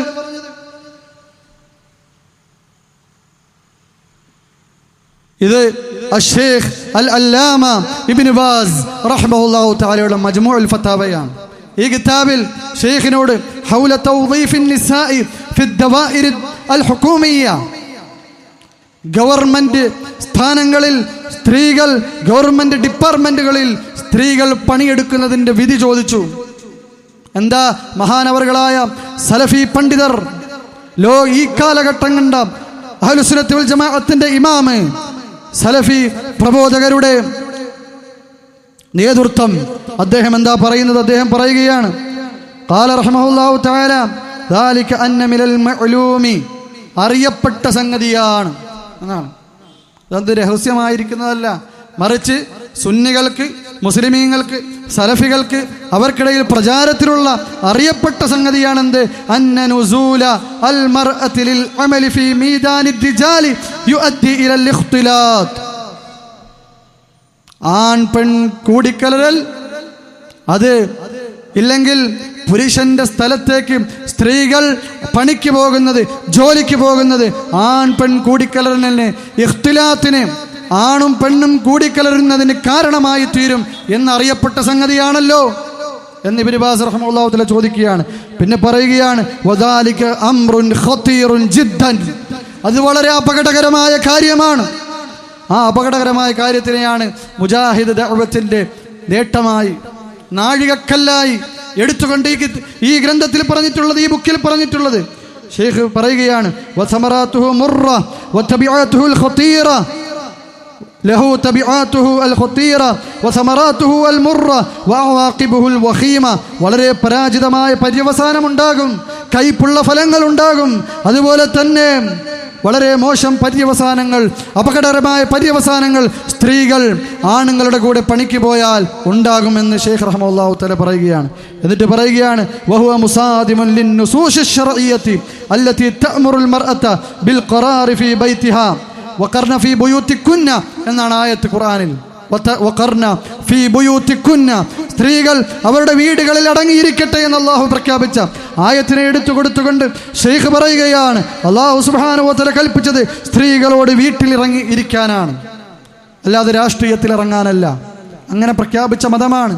ചിലപ്പോൾ ആളുകൾ നോക്കി, പൊതുസമൂഹം നമ്മളെ നോക്കി ചിരിച്ചേക്കാം, അപരിഷ്കൃതമായ സമൂഹം, അവർ നമ്മളെ നോക്കി കൈകൊട്ടി അപഹസിച്ചേക്കാം, കളിയാക്കി ചിരിച്ചേക്കാം. 6-ാം നൂറ്റാണ്ടിന്റെ ആളുകൾ ഉറക്കെ ഞാൻ ഇവിടെ നിന്ന് പ്രഖ്യാപിക്കട്ടെ, ഈ ഇരിക്കുന്ന കൂട്ടം പ്രഖ്യാപിക്കട്ടെ, അതെ അതെ അതെ അതെ അതെ അതെ ഞങ്ങൾ 6-ാം നൂറ്റാണ്ടിന്റെ പ്രവാചകൻ നമ്മുടെ മുത്ത് മുസ്തഫ സല്ലല്ലാഹു അലൈഹി വസല്ലമയുടെ പ്രഖ്യാപനം നെഞ്ചോട് ചേർത്ത് അത് ഉയർത്തിപ്പിടിക്കുന്നവരാണ് അഭിമാനത്തോടുകൂടി. സഹോദര, നീ അറിഞ്ഞിട്ടില്ല, സഹോദരങ്ങളെ, അവർക്കറിയില്ല നമ്മുടെ നെഞ്ചിലുള്ളിൽ പ്രവാചകന്റെ സ്ഥാനം എന്താണ്. അവർക്കറിയില്ല ഈ ആദർശത്തിന്റെ മഹത്വം എന്താണെന്ന്. അവർക്കറിയില്ല മുസ്ലിമിന്റെ അടുക്കൽ ഇസ്ലാമിന്റെ സ്ഥാനം എന്താണെന്ന്. അവർക്കറിയില്ല പ്രവാചകന്റെ വാക്കുകളെ ഒരു മുസ്ലിം എങ്ങനെയാണ് വിലയിരുത്തുന്നതെന്ന്. പാവപ്പെട്ട ആളുകൾ, അജ്ഞരായ ആളുകൾ അറിയില്ല. അല്ലയോ പൊതുസമൂഹമേ, കേട്ടോ, നമ്മുടെ നേതാവ് മുഹമ്മദ് മുസ്തഫ സല്ലല്ലാഹു അലൈഹി വസല്ലമയാണ്. ആ പ്രവാചകന്റെ കൽപ്പനകൾ നമുക്ക് രാജകൽപ്പനകളെക്കാൾ വിലയുള്ളതാണ്. ഗവൺമെന്റിന്റെ കൽപ്പനകളെക്കാൾ വിലയുള്ളതാണ്. മാതാപിതാക്കളുടെ കൽപ്പനകളെക്കാൾ വിലയുള്ളതാണ്. ആ പ്രവാചകന് വേണ്ടി ജീവനർപ്പിച്ച സഹാബാക്കളുടെ അനുചരന്മാരാണ് നമ്മൾ. ഉയരെ ഉയരെ നമ്മൾ പ്രഖ്യാപിക്കട്ടെ. അതെ, നിങ്ങൾ ആ അർത്ഥത്തിൽ നമ്മൾ അപരിഷ്കൃതം എന്ന് വിളിക്കുന്നെങ്കിൽ അഭിമാനത്തോടുകൂടി അത് നമ്മൾ നെഞ്ചേറ്റും. അഭിമാനത്തോടുകൂടി നമ്മളത് ഏറ്റുവാങ്ങും. അതെ, ആ മുഹമ്മദ് മുസ്തഫ സല്ലല്ലാഹു അലൈഹി വസല്ലമ പ്രവാചകൻ പഠിപ്പിച്ചതെന്തോ അതാണ് നമുക്ക് ദീൻ, അതാണ് നമ്മുടെ ആദർശം, അതാണ് സ്വർഗത്തിലേക്കുള്ള വഴി. അതാണ് സഹോദരങ്ങളെ സ്വർഗത്തിലേക്കുള്ള വഴി. സമൂഹത്തിനെ പേടിച്ച് പ്രവാചകന്റെ കൽപ്പനകളെ നമ്മൾ ഉപേക്ഷിക്കാൻ പാടില്ല. നമ്മുടെ ജീവനേക്കാൾ എപ്പോഴാണ് റസൂലിനെ സ്നേഹിക്കുന്നത് അപ്പോൾ മാത്രമേ നമ്മൾ ശരിയായ മുഅ്മിനായിട്ടുള്ളൂ എന്ന് പഠിപ്പിച്ചത് നമ്മുടെ പ്രവാചകരാണ്. നമ്മുടെ ജീവനേക്കാൾ, നമ്മുടെ ഭാര്യയേക്കാൾ, നമ്മുടെ മക്കളേക്കാൾ, നമ്മുടെ ഉമ്മയേക്കാൾ, നമ്മുടെ വാപ്പയേക്കാൾ എപ്പോഴാണോ പ്രവാചകർ നമുക്ക് നമ്മുടെ നെഞ്ചിൻ്റെ ഉള്ളിൽ സ്നേഹമായി തീരുന്നത് അപ്പോഴാണ് ശരിക്കുമുള്ള മുഅ്മിനായി നമ്മൾ മാറിയിട്ടുള്ളൂ. അതുകൊണ്ട് തന്നെ ജനങ്ങളെ, മനുഷ്യരെ മനസ്സിലാക്കിക്കോ, മുസ്ലിമിന് ഏറ്റവും വലുത് അവൻ്റെ പ്രവാചകരായ മുഹമ്മദ് മുസ്തഫ സല്ലല്ലാഹു അലൈഹി വസല്ലമയാണ്. അവന് ഏറ്റവും വലുത് അവൻ്റെ ഇസ്ലാമാണ്. ജനങ്ങളെ, നിങ്ങൾ അറിഞ്ഞുകൊള്ളുക. സഹോദരങ്ങളെ, അപ്പോൾ നോക്കൂ എന്താ ഷേഖ് പറയുന്നത്. അതുകൊണ്ട് കളിയാക്കുന്നവർ കളിയാക്കിക്കൊള്ളട്ടെ. എന്താ ഷേഖ് പറയുന്നത്? അള്ളാഹു കൽപ്പിച്ചത് സ്ത്രീകൾ വീട്ടിലിരിക്കാനാണ്. ആ സ്ത്രീകളോട് രാഷ്ട്രീയത്തിലിറങ്ങാൻ കൽപ്പിച്ച, അത് അഭിമാനമായി കണ്ട, അത് നാഴികക്കല്ലായി കണ്ട ഒരു പ്രബോധനം സഹോദര ആത്മാർത്ഥമായി നെഞ്ചിൽ കഴിവെച്ച് ചോദിക്കൂ. അത് സലഫി പ്രബോധനമാണോ? അത് സലഫിയത്താണോ? അല്ല, അല്ല, ഒരിക്കലുമല്ല. ഞാൻ പറയട്ടെ, എത്ര കണ്ട് ഖുറാഫികൾ സുന്നികളല്ലയോ അത്ര കണ്ട് മുജാഹിദുകൾ സലഫികളല്ല. വീണ്ടും മനസ്സിലാക്കിക്കോ, എത്ര കണ്ട് ഖുറാഫികൾ സൂഫികൾ സുന്നികളല്ലയോ അത്ര കണ്ട് മുജാഹിദുകൾ സലഫികളല്ല. എത്ര കണ്ട് ഖുറാഫികൾ സുന്നികളല്ലയോ അത്ര കണ്ട് മുജാഹിദുകൾ സലഫികളല്ല. സഹോദര, പഠിച്ചോ. ചില ആളുകൾ പറയുന്നത് കേട്ടു, അങ്ങനെയാണെങ്കിൽ ഞാൻ ഒരു വിസ്റ്റം പ്രവർത്തകനാണ്, അജ്ഞനാണ്, പാവമാണ്. അദ്ദേഹം പറയുകയാണ് എനിക്ക് വിസ്റ്റംകാർ പോകുന്ന സ്വർഗത്തിൽ പോയാൽ മതി. നിങ്ങൾ പറയുന്നതാണ് ഹക്കെങ്കിൽ ആ സ്വർഗം എനിക്ക് വേണ്ട എന്ന് പറയുന്നിടത്തേക്ക് എങ്ങനെ എത്താൻ സാധിച്ചു? ഒരു ഖുറാഫി പറയുന്നത് പോലെ ആയില്ലേ നമുക്ക് AP MK ഒക്കെ പോയ സ്വർഗത്തിൽ പോയാൽ മതി. അങ്ങനെയാണോ ഒരു മുസ്ലിം പറയേണ്ടത്? ഹക്ക് എവിടെയുണ്ടോ അത് സമൂഹത്തിനെതിരെ നടന്നിട്ടായാലും, ആഴക്കടലിലേക്ക് ഊളിയിട്ടിട്ടായാലും, ഏതൊരു പർവ്വതത്തിൻ്റെ മുകളിലേക്ക് കയറിയിട്ടായാലും അത് പിടിച്ചെടുക്കണം, അത് നെഞ്ചോട് ചേർക്കണം എന്നല്ലേ ഒരു മുസ്ലിം കരുതാട്ടത്? അല്ലാതെ എൻ്റെ സംഘടന സ്വർഗത്തിൽ പോയെങ്കിൽ ഞാനും പോയാൽ മതി എന്ന് പറയലാണോ മുസ്ലിമിൻ്റെ ധർമ്മം? അല്ല, അല്ല സഹോദര. അബ്ദുല്ലാഹി ഇബ്നു മസ്ഊദ് റളിയല്ലാഹു അൻഹു പറഞ്ഞിട്ടുണ്ട്, അൽ ജമാഅത്തു മാ വാഫഖൽ ഹഖ് വലൗ കുൻത വഹദക്. ഇതെപ്പോഴാണ് പറഞ്ഞതെന്നറിയാമോ? അബ്ദുല്ലാഹി ഇബ്നു മസ്ഊദ് റളിയല്ലാഹു അൻഹു ശിഷ്യരോട് പറഞ്ഞു, ഇനി ഒരു കാലം വരാനുണ്ട്. അക്കാലഘട്ടത്തിൽ നിങ്ങൾക്ക് ചില ഇമാമിയങ്ങൾ ഉണ്ടാകും. പള്ളിക്ക് ഇമാം നിൽക്കുന്ന ആളുകൾ നമസ്കാരത്തിൻ്റെ സമയം തെറ്റിച്ചവർ നമസ്കരിക്കും. അങ്ങനെ വന്നു കഴിഞ്ഞാൽ നീ വീട്ടിൽ നിന്ന് ഒറ്റയ്ക്ക് നമസ്കരിക്കണം എന്ന് പറഞ്ഞു. അപ്പോൾ ശിഷ്യർ അബ്ദുല്ലാഹി ഇബ്നു മസ്ഊദ് റളിയല്ലാഹു അൻഹുവിനോട് ചോദിച്ചു, അല്ലയോ അള്ളാഹുവിൻ്റെ റസൂലിൻ്റെ അനുചര, താങ്കൾ എന്താ നമ്മെ പഠിപ്പിക്കുന്നത്? താങ്കളല്ലേ പഠിപ്പിച്ചത് ജമാഅത്തിൻ്റെ കൂടെ നിൽക്കണം, മുസ്ലിം സമൂഹത്തിൻ്റെ ഐക്യത്തിൻ്റെ കൂടെ നിൽക്കണമെന്ന് താങ്കൾ പഠിപ്പിച്ചു. എന്നിട്ട് താങ്കൾ തന്നെ പറയുന്നുവോ വീട്ടിൽ ഒറ്റയ്ക്ക് നമസ്കരിക്കുവാൻ? അബ്ദുല്ലാഹി ഇബ്നു മസ്ഊദ് അപ്പോഴാണ് പറഞ്ഞു കൊടുത്തത്, ശിഷ്യനോട് പറഞ്ഞു കൊടുക്കുകയാണ്, അല്ലയോ മകനെ, അൽ ജമാഅത്തു മാ വാഫഖൽ ഹഖ് വലൗ കുൻത വഹദക്. മുസ്ലിമിൻ്റെ ഐക്യം, മുസ്ലിമിൻ്റെ സംഘം എന്ന് പറഞ്ഞത് സത്യവുമായി യോജിച്ചതാണ്. നീ ഒറ്റയ്ക്കാണെങ്കിലും നീയാണ് അവിടെ മുസ്ലിം സംഘം, നീയാണ് അവിടുത്തെ ഐക്യം, നീയാണ് അവിടെ ഒറ്റയ്ക്കാണെങ്കിൽ നീയാണ് സത്യത്തിൻ്റെ ആള്. അപ്പോൾ സമൂഹത്തിൻ്റെ കൂടെ പോകേണ്ടവരല്ല സഹോദരങ്ങളെ. നമ്മുടെ ജംഇയത്തിന്, നമ്മുടെ സംഘടന അത് നരകത്തിൽ പോയാൽ ഞാനും നരകത്തിൽ പോട്ടെ എന്ന് പ്രഖ്യാപിക്കേണ്ടവരല്ല. അതല്ല മുസ്ലിമിൻ്റെ ധർമ്മം. മറിച്ച് സത്യം എവിടെയുണ്ടോ അത് പിടിക്കലാണ്. ഞാൻ പറയട്ടെ, മുജാഹിദ് പ്രസ്ഥാനം 2002 അതിലൊരു പിളർപ്പുണ്ടായി.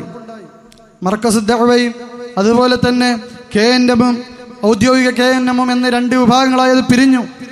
അങ്ങനെ പിരിയുന്നതിന് തൊട്ട് മുമ്പ് ഈ മർക്കസ് ദഅവയുടെ ആളുകളും അതുപോലെ തന്നെ മുജാഹിദ് പ്രസ്ഥാനത്തിൻ്റെ ഇന്നത്തെ KNMൻ്റെ ഔദ്യോഗിക KNM, അതായത് ഇന്നത്തെ വിസ്ഡവും അതുപോലെ തന്നെ അതിൽ നിന്ന് പോയ സക്കരിയ സുലായി വിഭാഗവും എല്ലാം ചേർന്ന സക്കരിയ സുലായി വിഭാഗവും സുബൈർ മങ്കടയുടെ വിഭാഗവും അതുപോലെ തന്നെ ഇന്നത്തെ വിസ്ഡവും എല്ലാം ചേർന്ന അന്നത്തെ KNM 2002 KNM. ആ KNM സഹോദര, ഈ മുജാഹിദ് പ്രസ്ഥാനം അതിൽ പറ്റിപ്പിടിച്ചു നിന്നാൽ ഒരിക്കലും നമുക്ക് കേരളത്തെ പണ്ഡിതന്മാരായ ഇവിടെ നാടാക്കാൻ പറ്റൂല. 100 വർഷം കൊണ്ട് സാധിച്ചില്ല. ഉമർ മൗലവിക്ക് സാധിക്കാത്തത് ഇനിയുള്ള ഒരാൾക്കും പറ്റൂല. KM മൗലവിക്ക് സാധിക്കാത്തത് ഇനിയുള്ള ഒരാൾക്കും സാധിക്കൂല. മനസ്സിലാക്കിക്കോ. KM മൗലവിയെ പോലെ, ഉസ്മാൻ സാഹിബിനെ പോലെ, ഉമർ മൗലവിയെ പോലെ ആത്മാർത്ഥതയുള്ള ആളുകൾ കഴിഞ്ഞുപോയ പ്രസ്ഥാനമാണിത്. അവർ തെറ്റിലായിരുന്നു, പക്ഷേ അവർക്ക് ഇഖ്ലാസ് ഉണ്ടായിരുന്നു എന്നാണ് നമ്മൾ മനസ്സിലാക്കുന്നത്. ആത്മാർത്ഥതയുണ്ടായിരുന്നു. ഇന്നത്തെ പോലെ വലിയ കാറുകളിലും കൊട്ടാരങ്ങളിലുമല്ല അവർ താമസിച്ചത്. ഉമർ മൗലവിയെ കുറിച്ച് പറയുന്നുണ്ട്, അദ്ദേഹം കറി പോലുമില്ലാതെ എണ്ണയിൽ മുക്കിയാണ് അദ്ദേഹം അതായത് അദ്ദേഹം അപ്പം ഭക്ഷിച്ചിരുന്നത്. അങ്ങനെയുള്ള നേതാക്കന്മാരുണ്ടായിരുന്ന ഈ പ്രസ്ഥാനത്തിന് പണ്ഡിതന്മാരെ കേരളത്തിൽ ഉണ്ടാക്കാൻ സാധിച്ചില്ലെങ്കിൽ മനസ്സിലാക്കിക്കോ, ഇന്നത്തെ വിസ്റ്റ നേതാക്കൾക്ക്, ഇന്നത്തെ സക്കരിയ സുലായി വിഭാഗത്തിന്, സുബൈർ മങ്കട വിഭാഗത്തിന്, മുജാഹിദുമായി ബന്ധപ്പെട്ട ഏത് വിഭാഗത്തിനായിക്കൊള്ളട്ടെ, കേരളത്തിലെ പണ്ഡിതന്മാരായുടെ നാടാക്കി മാറ്റാൻ പറ്റില്ല. തന്നെ മനസ്സിലാക്കിക്കോ. എന്തിന്? KM മൗലവി പോലും മുജാഹിദ് പ്രസ്ഥാനത്തിന് സംഭാവനയല്ല. ഉമർ മൗലവി പോലും മുജാഹിദ് പ്രസ്ഥാനത്തിന് സംഭാവനയല്ല. അതൊക്കെ ആരുടെ സംഭാവനയാ? കേരളത്തിലെ സുന്നി മദ്രസകളിൽ പഠിച്ച ആളുകളാ അവർ. ഉമർ മൗലവി കേരളത്തിന്റെ സുന്നി മദ്രസയിൽ പഠിച്ച ആളാ. KM മൗലവി കേരളത്തിന്റെ സുന്നി മദ്രസയിൽ പഠിച്ച ആളാ. അങ്ങനെ നോക്കുമ്പോൾ എണ്ണാൻ പോലും പറ്റാത്ത എണ്ണാൻ പോലും പറ്റുന്ന, വിരലുകൾ കൊണ്ട് എണ്ണാൻ പോലും പറ്റുന്ന പണ്ഡിതന്മാരെ മുജാഹിദ് പ്രസ്ഥാനം ഈ 100 വർഷം കൊണ്ടുണ്ടാക്കിയിട്ടില്ല. ആ പണ്ഡിതന്മാർക്ക്, അതായത് KM മൗലവിക്കും ഉമർ മൗലവിക്കും ഉസ്മാൻ സാഹിബിനും അടക്കമുള്ള ആളുകൾക്ക് കേരളത്തിലെ പണ്ഡിതന്മാരുടെ നാടാക്കി മാറ്റാൻ കഴിഞ്ഞില്ലെങ്കിൽ ഇനി നിങ്ങൾ പ്രതീക്ഷിക്കരുത് ഈ മുജാഹിദ് നേതാക്കളിൽ നിന്ന്. സഹോദര, ഷെയ്ഖ് മുഖ്ബർ റഹ്മത്തുള്ളാഹിയുടെ ദഅവത്ത്, മുഹമ്മദ് അബ്ദുൽ വഹാബിന്റെ ദഅവത്ത്, അത് വേണോ? അത് മുറുകെ പിടിച്ചോ. കേരളം നാളെ പണ്ഡിതന്മാരുടെ നാടായി മാറുമ്പോൾ ചരിത്രത്തിൽ ജ്വലിക്കുന്ന സൂര്യന്മാരായി നിങ്ങൾ ഓരോരുത്തരും രേഖപ്പെടുത്തപ്പെടും. ഈ മുജാഹിദിന്റെ നേതാക്കൾ കാലത്തിന്റെ അഗണ്യകോടിയിൽ വിസ്മരിക്കപ്പെടുമ്പോൾ അഹ്ലുസുന്നത്ത് വൽ ജമാഅത്തിന്റെ വിദ്യാർത്ഥികൾ ചരിത്രത്താളുകൾ ജ്വലിക്കുന്ന സൂര്യന്മാരായി തിളങ്ങും. സഹായിക്കാൻ ഇന്ന് തയ്യാറുണ്ടോ? അങ്ങനെ തയ്യാറായി മുന്നോട്ട് നമ്മൾ ഓരോരുത്തരും വരേണ്ടതുണ്ട്. സഹോദരങ്ങളെ, ആ 2002 പിളർപ്പ്, ആ പിളർപ്പുണ്ടായപ്പോൾ അവർ തമ്മിൽ പ്രബന്ധങ്ങൾ അവതരിപ്പിച്ചു. ആരൊക്കെ? ഈ മർക്കസ് ദഅവയും ഇന്ന് ഈ വിഭാഗമടക്കമുള്ള സുബൈർ മങ്കട അടക്കം, സക്കരിയ സുലായി അടക്കമുള്ള ആളുകൾ. നോക്കൂ, ഞാനിതെന്തിനാ പറയുന്നത്? നമ്മുടെ ദഅവത്ത് വേറിട്ട് നിൽക്കേണ്ടതുണ്ട്. നമ്മുടെ ദഅവത്ത് തമയ്യുസോടുകൂടി, വിദഗ്ധതയോടുകൂടി, വിവച്ഛേദത്തോടുകൂടി നിൽക്കേണ്ടതുണ്ട്. ഹക്ക് പറയുന്ന, തെളിഞ്ഞ, കലർപ്പില്ലാത്ത, മാലിന്യമുക്തമായ ഒരു ദഅവത്ത് കേരളത്തിൽ ഉണ്ടാവേണ്ടതുണ്ട്. അതിൽ ഈ പ്രസ്ഥാനവുമായിട്ടുള്ള ബന്ധം പറ്റൂല. ഈ പ്രസ്ഥാനവുമായിട്ടുള്ള ബന്ധം പറ്റൂല. അതുകൊണ്ടാണ് ക്ലിയർ ആയിക്കൊണ്ട് ഞാൻ പറയുന്നത്. സക്കരിയ സുലായി അടക്കം അദ്ദേഹം മരണപ്പെട്ടു പോയി. അതുപോലെ തന്നെ സുബൈർ മങ്കട അടക്കം ഈ പ്രബന്ധം രേഖപ്പെടുത്തുമ്പോഴുണ്ട്. നോക്കൂ, ചർച്ചകളിൽ പങ്കെടുത്ത പണ്ഡിതന്മാർ അവസാനം അവർ കൊടുത്തിട്ടുണ്ട്.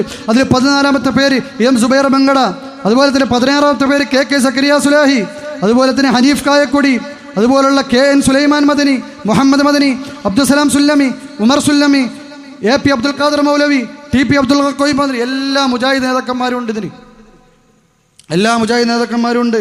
ആ പ്രബന്ധം അവർ തമ്മിൽ ചർച്ച ചെയ്യുമ്പോൾ എന്തൊക്കെയാ ചർച്ച ചെയ്യുന്നറിയാമോ? സഹോദരങ്ങളെ, മനസ്സിലാക്കണം. എന്താ? നോക്കിക്കോ, ഈസാ നബി അലൈഹി ഇസ്ലാമിൻ്റെ മരണം. ഒരു മുസ്ലിം ആണെങ്കിൽ അവൻ അറിയില്ല ഈസാ നബി അലൈഹി ഇസ്ലാം മരണപ്പെട്ടിട്ടില്ല. ഈസാ നബി അലൈഹി ഇസ്ലാം ആകാശത്തിലേക്ക് ഉയർത്തപ്പെട്ടിട്ടുണ്ട്. ഖിയാമത്ത് നാളാവുമ്പോൾ ഈസാ നബി അലൈഹി ഇസ്ലാം വരും. ഇത് ഒരു അസിലാണെന്ന് തിരിച്ചറിയാൻ കിതാബ് വായിക്കേണ്ട കാര്യമില്ല. കിതാബ് വായിക്കാൻ എനിക്ക് അറിഞ്ഞുകൂടാത്തുള്ള കിതാബ് ഇവിടെ ഉണ്ട്. പക്ഷേ സമയം ഒരുപാടായി പോകണ്ട എന്ന് കണ്ടിട്ടാണ്. ഇജ്മാ ഉള്ള സംഗതിയാണ്. ഈസാ നബി അലൈഹി വസല്ലം ഖിയാമത്ത് നാളിൽ വരിക തന്നെ ചെയ്യും, ദജ്ജാലിനെ കൊലപ്പെടുത്തുക തന്നെ ചെയ്യും എന്നുള്ളത് മുസ്ലിമീങ്ങൾക്ക് ആർക്കറിയാത്തത്? ഏത് കുട്ടിയെ വിളിച്ചു ചോദിച്ചാലും പറഞ്ഞു തരും. അക്കാര്യത്തിനെ കുറിച്ച് ഇവിടെ എന്താ? മുജാഹിദ് പ്രസ്ഥാനമാണ്, സലഫികളാണെന്ന് വാദിക്കുന്ന ആളുകളാണ്. സലഫിയത്തിൻ്റെ ആ സംസ്കാരം പേറുന്നു എന്ന് അവകാശപ്പെടുന്നവരാണ് എന്താ പറയുന്നത്? പൂർവിക സലഫി പണ്ഡിതന്മാർ ഈസാ നബി അലൈഹിസ്സലാം മരണപ്പെട്ടിട്ടില്ല എന്നും അന്ത്യനാളിന് അടയാളമായി ഭൂമിയിൽ വീണ്ടും നിയോഗിക്കപ്പെടുന്നതാണ് എന്നും അഭിപ്രായം പ്രകടിപ്പിക്കുന്നവരാണ്. ഇബ്നു ഹസം റഹിമഹുല്ലാഹു തആല മാത്രമാണ് അദ്ദേഹം മരണപ്പെട്ടുവെന്ന് പ്രസ്താവിക്കുന്നത്. അന്ത്യദിനത്തിന്റെ അടയാളമായി ഈസാ അലൈഹിസ്സലാം ഈ ഭൂമിയിൽ തിരിച്ചു വരുമെന്ന് അദ്ദേഹവും പ്രസ്താവിക്കുന്നു. അപ്പോൾ ഭൂമിയിൽ ഈസാ നബി അലൈഹിസ്സലാം തിരിച്ചു വരുമെന്നുള്ള കാര്യത്തിൽ ആർക്കും തർക്കമില്ല. ഇല്ലയോ? എന്നാൽ കേരളത്തിലെ മുജാഹിദ് പ്രസ്ഥാനത്തിലെ പണ്ഡിതന്മാർ ഈ വിഷയത്തിൽ വിവിധ അഭിപ്രായക്കാരായിരുന്നു. ഒരു വിഭാഗം അദ്ദേഹം മരണപ്പെട്ടിട്ടില്ലെന്നും വീണ്ടും ഭൂമിയിൽ നിയോഗിക്കപ്പെടുമെന്നും വിശ്വസിക്കുന്നു. മറ്റൊരു വിഭാഗം അദ്ദേഹം മരണപ്പെട്ടുവെന്നും ഇനി ഭൂമിയിൽ തിരിച്ചു വരുന്ന പ്രശ്നമില്ലെന്നും വാദിക്കുന്നു. അപ്പോൾ മുജാഹിദ് പ്രസ്ഥാനത്തിൻ്റെ അകത്ത് ഈസാ നബി അലൈഹി വസല്ലം മരണപ്പെട്ടു, ഇനി തിരിച്ചു വരുന്ന പ്രശ്നമില്ല എന്ന് ഇജ്മാഇനെ ഭേദിക്കുന്ന, ഇജ്മാഇനെ ലംഘിക്കുന്ന അഭിപ്രായമുള്ള ആളുകളുണ്ടായിരുന്നു. പേരുകളും എടുത്തു കൊടുത്തിട്ടുണ്ട്. ഈ അഭിപ്രായത്തിൽപ്പെട്ടവരായിരുന്നു മർഹൂം പറപ്പൂർ അബ്ദുറഹ്മാൻ മൗലവി, കൂട്ടായി അബ്ദുള്ള ഹാജി, അലി അക്ബർ മൗലവി തുടങ്ങിയവർ രണ്ടാമത്തെ അഭിപ്രായക്കാരാണ്. മറ്റൊരു വിഭാഗം, ഇനിയൊരു വിഭാഗം മുജാഹിദ് പ്രസ്ഥാനത്തിലുണ്ട്. അവരാരാണ്? ഈസാ നബി അലൈഹി വസ്സലാം മരിക്കുകയോ മരിക്കാതിരിക്കുകയോ ചെയ്യട്ടെ, അതൊരു അടിസ്ഥാന പ്രശ്നമല്ല, അതൊരു ഉസൂലല്ല എന്ന വാദക്കാരായിരുന്നു. അഹ്ലു സുന്നത്തുൽ ജമാഅത്തിന്റെ ഉസൂലാണത്. ഞാൻ ഷെയ്ഖ് അൽ-അല്ലാമ ഫൗസാൻ ഹഫളഹുല്ലാഹു തആലയുടെ കിതാബാണ്. ആ കിതാബിൽ അദ്ദേഹം പറഞ്ഞിരിക്കുന്നത് നോക്കൂ. അമ്മാ നുസൂലി ഈസാ ഇബ്നു മറിയം അലൈഹി സ്വലാത്തു വസ്സലാം കമാ ദല്ല അലൈഹിൽ ഖുർആനു ഫഖദ് അഖ്ബറ ബിഹി സ്വാദിഖുൽ മസ്ദൂഖ് الذي لا ينطق عن الهوى نبينا محمد صلى الله عليه وآله وسلم وتواتر النقل عنه بذلك وأجمع عليه علماء الأمة سلفا وخلفا. ഈ ഉമ്മത്തിൻ്റെ ഉലമാക്കളുടെ ഏകോപനമുള്ള സംഗതിയാണ് ഈസാ നബി അലൈഹി വസല്ലം തിരിച്ചു വരുമെന്ന് എന്നുള്ളത്. ഇമാം സഫാരി റഹ്മത്തുള്ളാഹി തആല ഇവിടെ കൊടുക്കുന്നുണ്ട്. വഅമ്മൽ ഇജ്മാഉ ഫഖദ അജ്മഅത്തിൽ ഉമ്മത്തു അലാ നുസൂലിഹി വലം യുഖാലിഫ് ഫീഹി അഹദുൻ മിൻ അഹ്ലി ശരീഅത്തി വഇന്നമാ അൻകറ ദാലികൽ ഫലാസിഫത്തു വൽ മലാഹിദ. നിരീശ്വരവാദികളും ദൈവനിഷേധികളും അതുപോലെ തന്നെ ഫൽസഫത്തിന്റെ ആളുകളും മാത്രമാണ് ഈസാ നബി അലൈഹി വസല്ലം തിരിച്ചു വരില്ല എന്ന് വാദിച്ചിരുന്നത്. അങ്ങനെയുള്ള ആളുകൾ ഉണ്ടായിരുന്ന പ്രസ്ഥാനമാണ് മുജാഹിദ് പ്രസ്ഥാനം. എങ്ങനെ ഉണ്ടാവാതിരിക്കും? മുഹമ്മദ് അബ്ദ എന്ന് പറയുന്ന പിഴച്ച ആള്, പണ്ഡിതന്മാർ റാഫിളിയാണെന്ന് പോലും പറഞ്ഞ ആളിൻ്റെ റിസാലത്ത് തൗഹീദ് ഈ മുജാഹിദ് പ്രസ്ഥാനത്തിലെ കോളേജുകളിൽ പഠിപ്പിച്ചിരുന്നു. ഇത് റിസാലത്ത് തൗഹീദാണ് മുഹമ്മദ് അബ്ദയുടെ. ഇത് എനിക്ക് തന്നത് മുജാഹിദ് പ്രസ്ഥാനത്തിലെ കോളേജിൽ പഠിച്ചിറങ്ങിയ ആളാണ്. അദ്ദേഹം ഈ കിതാബ് പഠിച്ചിട്ടുണ്ട് എന്ന് പറഞ്ഞിട്ട് അദ്ദേഹമാണ് എനിക്ക് ഈ കിതാബ് തന്നത്. റിസാലത്ത് തൗഹീദ് എഴുതിയ ഈ മുഹമ്മദ് അബ്ദ ആരാണ് അറിയുമോ സഹോദരങ്ങളെ? നിങ്ങൾക്ക് ഞാൻ നേരത്തെ പറഞ്ഞില്ലയോ, അൽ-ഇമാം അൽ-മുഖബിൽ ഇബ്നു ഹാദി അൽ-വാദിഇ, അൽ-ഇമാം മുഖബിൽ ഇബ്നു ഹാദി അൽ-വാദിഇ റഹ്മത്തുള്ളാഹി തആലയുടെ കിതാബാണ്, ഗ്രന്ഥമാണിത്. ഈ കിതാബിൻ്റെ മുഖദ്ദിമയിൽ, ആമുഖത്തിൽ അദ്ദേഹം മുഅ്തസിലിയാക്കളായ ആളുകളുടെ പേരുകൾ എണ്ണി പറയുന്നുണ്ട്. അതിൽ ഒന്നാമത്തെ പേര് ആരുടേതാണെന്ന് അറിയാമോ? ജമാലുദ്ദീൻ അൽ-അഫ്ഗാനി, അർ-റാഫിദി അൽ-ഇറാനി, 2 മുഹമ്മദ് അബ്ദ അൽ-മിസ്രി. മുഅ്തസിലിയാക്കളുടെ നേതാവ്, ഇക്കാലഘട്ടത്തിലെ മുഅ്തസിലിയാക്കളുടെ നേതാവായി ഷെയ്ഖ് മുഖ്ബിർ റഹ്മത്തുള്ളാഹി തആല എണ്ണിയ മുഹമ്മദ് അബ്ദ അൽ-മിസ്രി, അയാളുടെ കിതാബ് മുജാഹിദിന്റെ കോളേജിൽ പഠിപ്പിച്ചുകൊണ്ടിരുന്നത്. മനസ്സിലായോ സഹോദരങ്ങളെ? പിന്നെ മൂന്നാമതായി മുഅ്തസിലിയാക്കളുടെ നേതാവായി എണ്ണിയത് മുഹമ്മദ് റഷീദ് റിള. ഈ മുഹമ്മദ് റഷീദ് റിളയുടെ അൽ-മനാർ എന്നുള്ള പേര് എടുത്തുകൊണ്ടാണ്, കടമെടുത്ത് അൽ-മനാർ എന്ന അദ്ദേഹത്തിൻ്റെ തഫ്സീറിൻ്റെ പേരെടുത്തുകൊണ്ടാണ് ഇവിടെ അൽ-മനാർ ഉണ്ടായത്. അദ്ദേഹത്തിന് അൽ-മനാർ എന്ന് പറയുന്ന ഒരു മാസിക ഉണ്ടായിരുന്നു. അതിൻ്റെ അതേ പേരെടുത്തുകൊണ്ടാണ് കേരളത്തിൽ അൽ-മനാർ ഉണ്ടായത്. ഈ മുഹമ്മദ് റഷീദ് റിള മുഅ്തസിലിയാണെന്നാണ് പണ്ഡിതന്മാർ പറഞ്ഞിട്ടുള്ളത്. സഹോദര, ചിന്തിക്കൂ, മനസ്സിലാക്കൂ. അപ്പോൾ നോക്കൂ, ഈസാ നബി അലൈഹി വസല്ലം. അപ്പോൾ ഇതിന് മറുപടി, ഇപ്പോൾ ഇത് മർക്കസ് ദഅവക്കാർ പറഞ്ഞതാണ്. ഇതിന് മറുപടി പ്രബന്ധം ഔദ്യോഗികമായി നമ്മൾ പറഞ്ഞു. അന്നത്തെ ഔദ്യോഗികരും എന്താ പറഞ്ഞെന്നറിയാമോ? ഈസാ നബി അലൈഹി ഇസ്ലാമിൻ്റെ മരണം, വ്യതിയാനക്കാരുടെ പ്രബന്ധം പേജ് 2.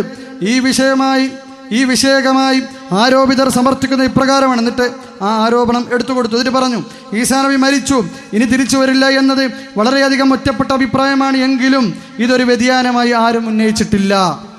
ഇത് വ്യതിയാനമല്ല എന്നാണ് പറയുന്നത്. ഈസാ നബി അലൈഹി ഇസ്ലാം മരിച്ചോ മരിച്ചില്ലേ എന്നിനിപ്പോൾ മരിച്ചില്ലെന്നൊരാൾ എന്തെടുത്തു നിലപാടെടുത്താലും ശരി, ഇനി തിരിച്ചു വരില്ലെന്ന് നിലപാടെടുത്താലും ശരി, അതെന്തും വ്യതിയാനമല്ല എന്ന് സക്കരിയ സുലൈ അടക്കം, സുബൈർ മങ്കട അടക്കം, ഇന്നത്തെ വിസ്റ്റൻ നേതാക്കളുടെ പല ആളുകളും അടക്കമുള്ള കമ്മിറ്റി എഴുതി കൊടുത്തേക്കുക.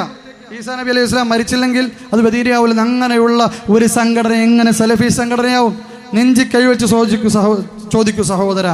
ഞാൻ ഇത്രയും കാലം പ്രവർത്തിച്ച പ്രസ്ഥാനമായതുകൊണ്ട് ഒരു കൂർ അതിനോടുണ്ടായിപ്പോയാൽ, ഹക്കിനെ നിങ്ങൾ കൈവിട്ടാൽ, നിങ്ങൾ പറയോ ഒരു ഖുറാഫിയായ മനുഷ്യൻ, അവൻ ഇത്രയും കാലം പഠിച്ച ഉസ്താദുമാരെ ഉപേക്ഷിക്കാൻ എനിക്ക് വയ്യ, ആ സംഘടന ഉപേക്ഷിക്കാൻ എനിക്ക് വയ്യ എന്ന് നിങ്ങൾ അങ്ങനെ പറയുന്ന ഒരുവനോട് എന്ത് മറുപടി നിങ്ങൾ പറയുമോ? അതേ മറുപടിയാണ് നമുക്കും നിങ്ങളോട് പറയാനുള്ളത്. തിന്മകൾ തെറ്റുകൾ അറിഞ്ഞാൽ മടങ്ങുക. എന്താ ഷേഖ് അല്ലാമ ഫൗസാൻ ഹഫ്ളഹുല്ലാഹു തആല അദ്ദേഹത്തിൻ്റെ അൽ അജ്വത്തുൽ മുഫീദ എന്നുള്ള കിതാബാണിത്. ഈ കിതാബിൽ ഷേഖ് പറയുന്നുണ്ട്, ഹൽ മൻ ഇൻതമാ ഇലൽ ജമാഅത്തി യുഅ്തബർ മുബ്തദിഅ. സംഘങ്ങളിലേക്ക് സ്വന്തം നഫ്സിനെ ചേർത്ത് പറയുന്ന ആൾ ബിദ്അത്തുകാരനാണോ?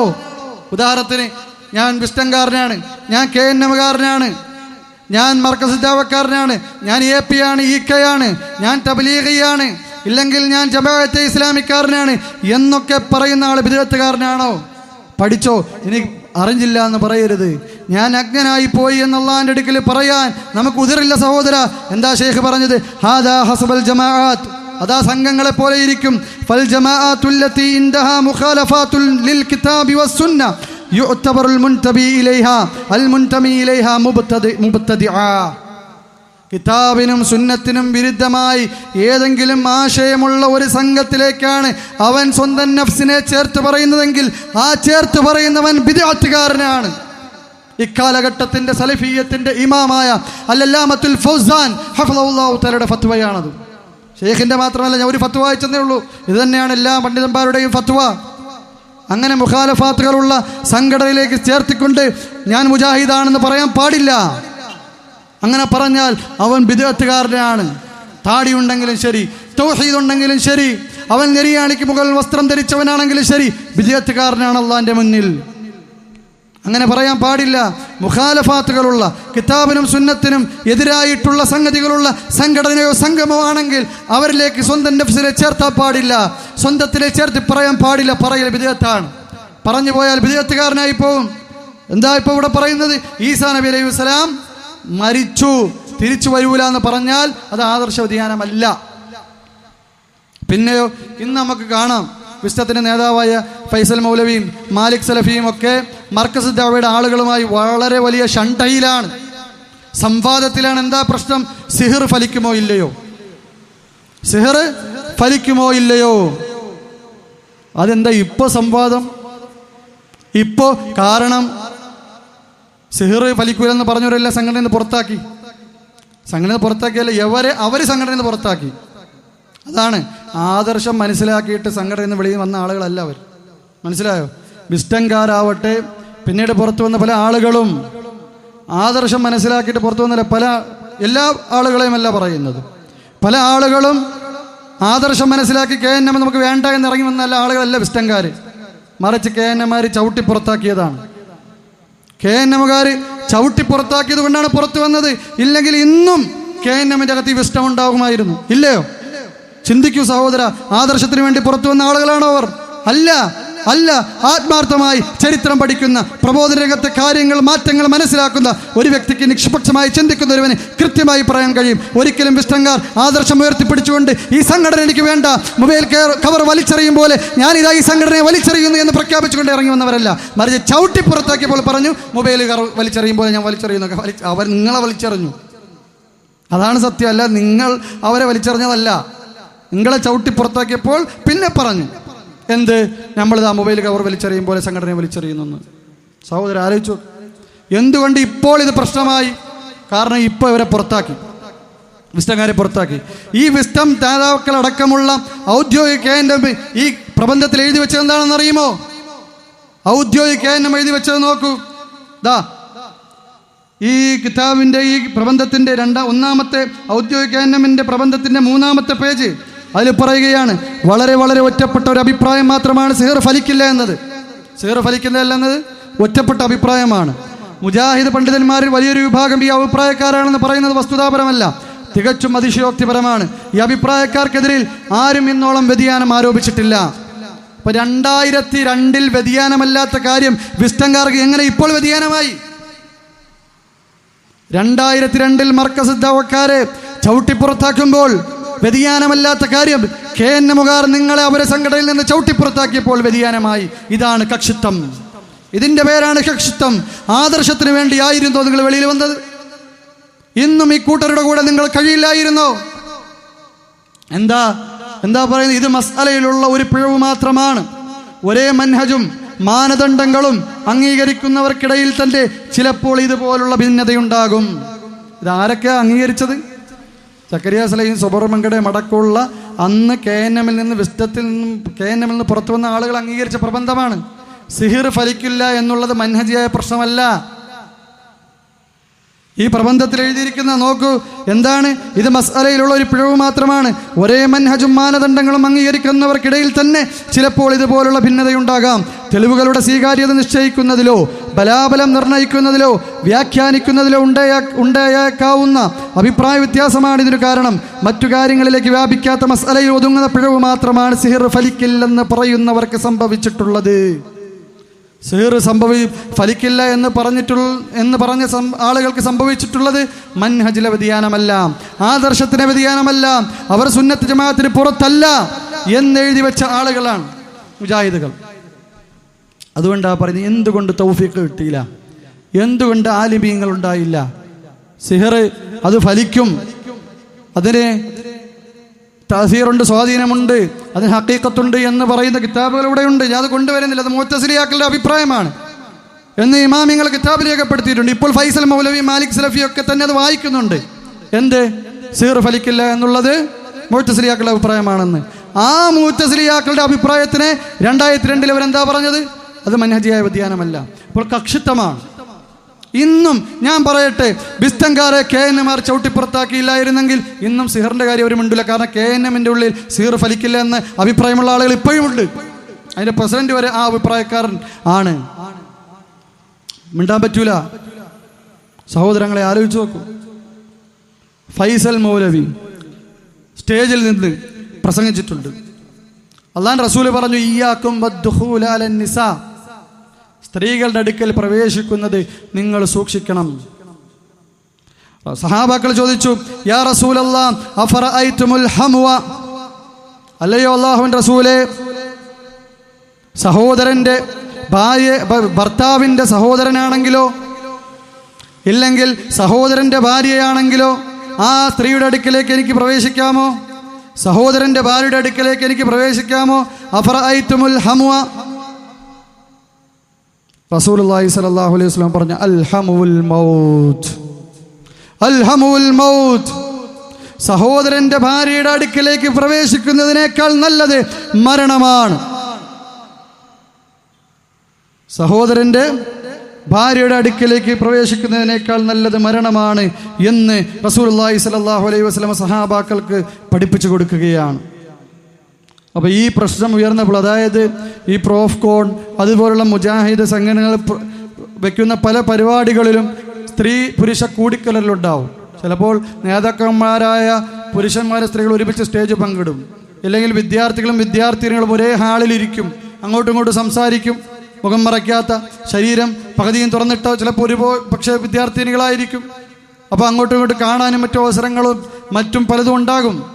അപ്പോൾ അതിൽ മുജാഹിദ് പ്രസ്ഥാനത്തിലുള്ള ചില ആളുകൾ തന്നെ വിമർശനം ഉന്നയിച്ചു. ഇപ്പോൾ ഫൈസൽ മൗലവി സ്റ്റേജിൽ നിന്ന് പറഞ്ഞു, അതൊക്കെ അങ്ങനെ തന്നെയാണ്, അത് അങ്ങനെയാണ്. അതെന്താണ്? ഒരു സഹോദരൻ്റെ ഭാര്യ വീട്ടിലുള്ളപ്പോൾ സഹോദരൻ്റെ ഭാര്യ വീട്ടിൽ ഒറ്റയ്ക്കാണ്, ഇദ്ദേഹം വീട്ടിലേക്ക് കയറി ചെന്നാൽ ആ ഭാര്യയുമായി ഒറ്റയ്ക്കാവുമ്പോൾ ചിലപ്പോൾ ആ പെണ്ണായിരിക്കും ചായ കൊടുക്കുന്ന, ചായ മേടിച്ച് കുടിക്കണം, കണ്ണ് താഴ്ത്തിയാൽ മതി, അങ്ങനെ ഒറ്റയ്ക്കിരിക്കുന്നത് കൊണ്ട് പ്രശ്നമില്ല, കണ്ണ് താഴ്ത്തണമെന്ന് മാത്രമേ ഉള്ളൂ എന്ന് സ്റ്റേജിൽ നിന്ന് പറഞ്ഞപ്പോൾ സഹോദര, സലഫിയാണെന്ന് പറയുന്ന ആളുകൾ നിഷ്ക്രിയരായി, നിസ്സംഗതയോടുകൂടി, നിർവികാരത്തോടുകൂടി ഇത് കേട്ടു നിന്നില്ലേ? ആരെങ്കിലും എതിർത്തോ അതിനെ? ഇതാ നോക്കൂ, ഹിജ്റ 500 എഴുതിയ കിതാബാണ്.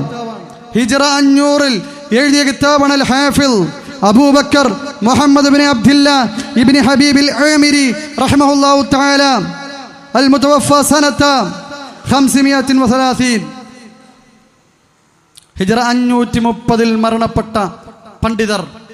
ആ പണ്ഡിതർ ഈ കിതാബിൽ ഒരു മസ്അല പറഞ്ഞിട്ടുണ്ട്. എന്താണെന്നറിയോ? ഇതൊന്നും പഠിക്കാതെ ഈ സ്റ്റേജിൽ കയറി നിൽക്കുന്നത്. സഹോദര ശ്രദ്ധിക്കണം, മനസ്സിലാക്കണം.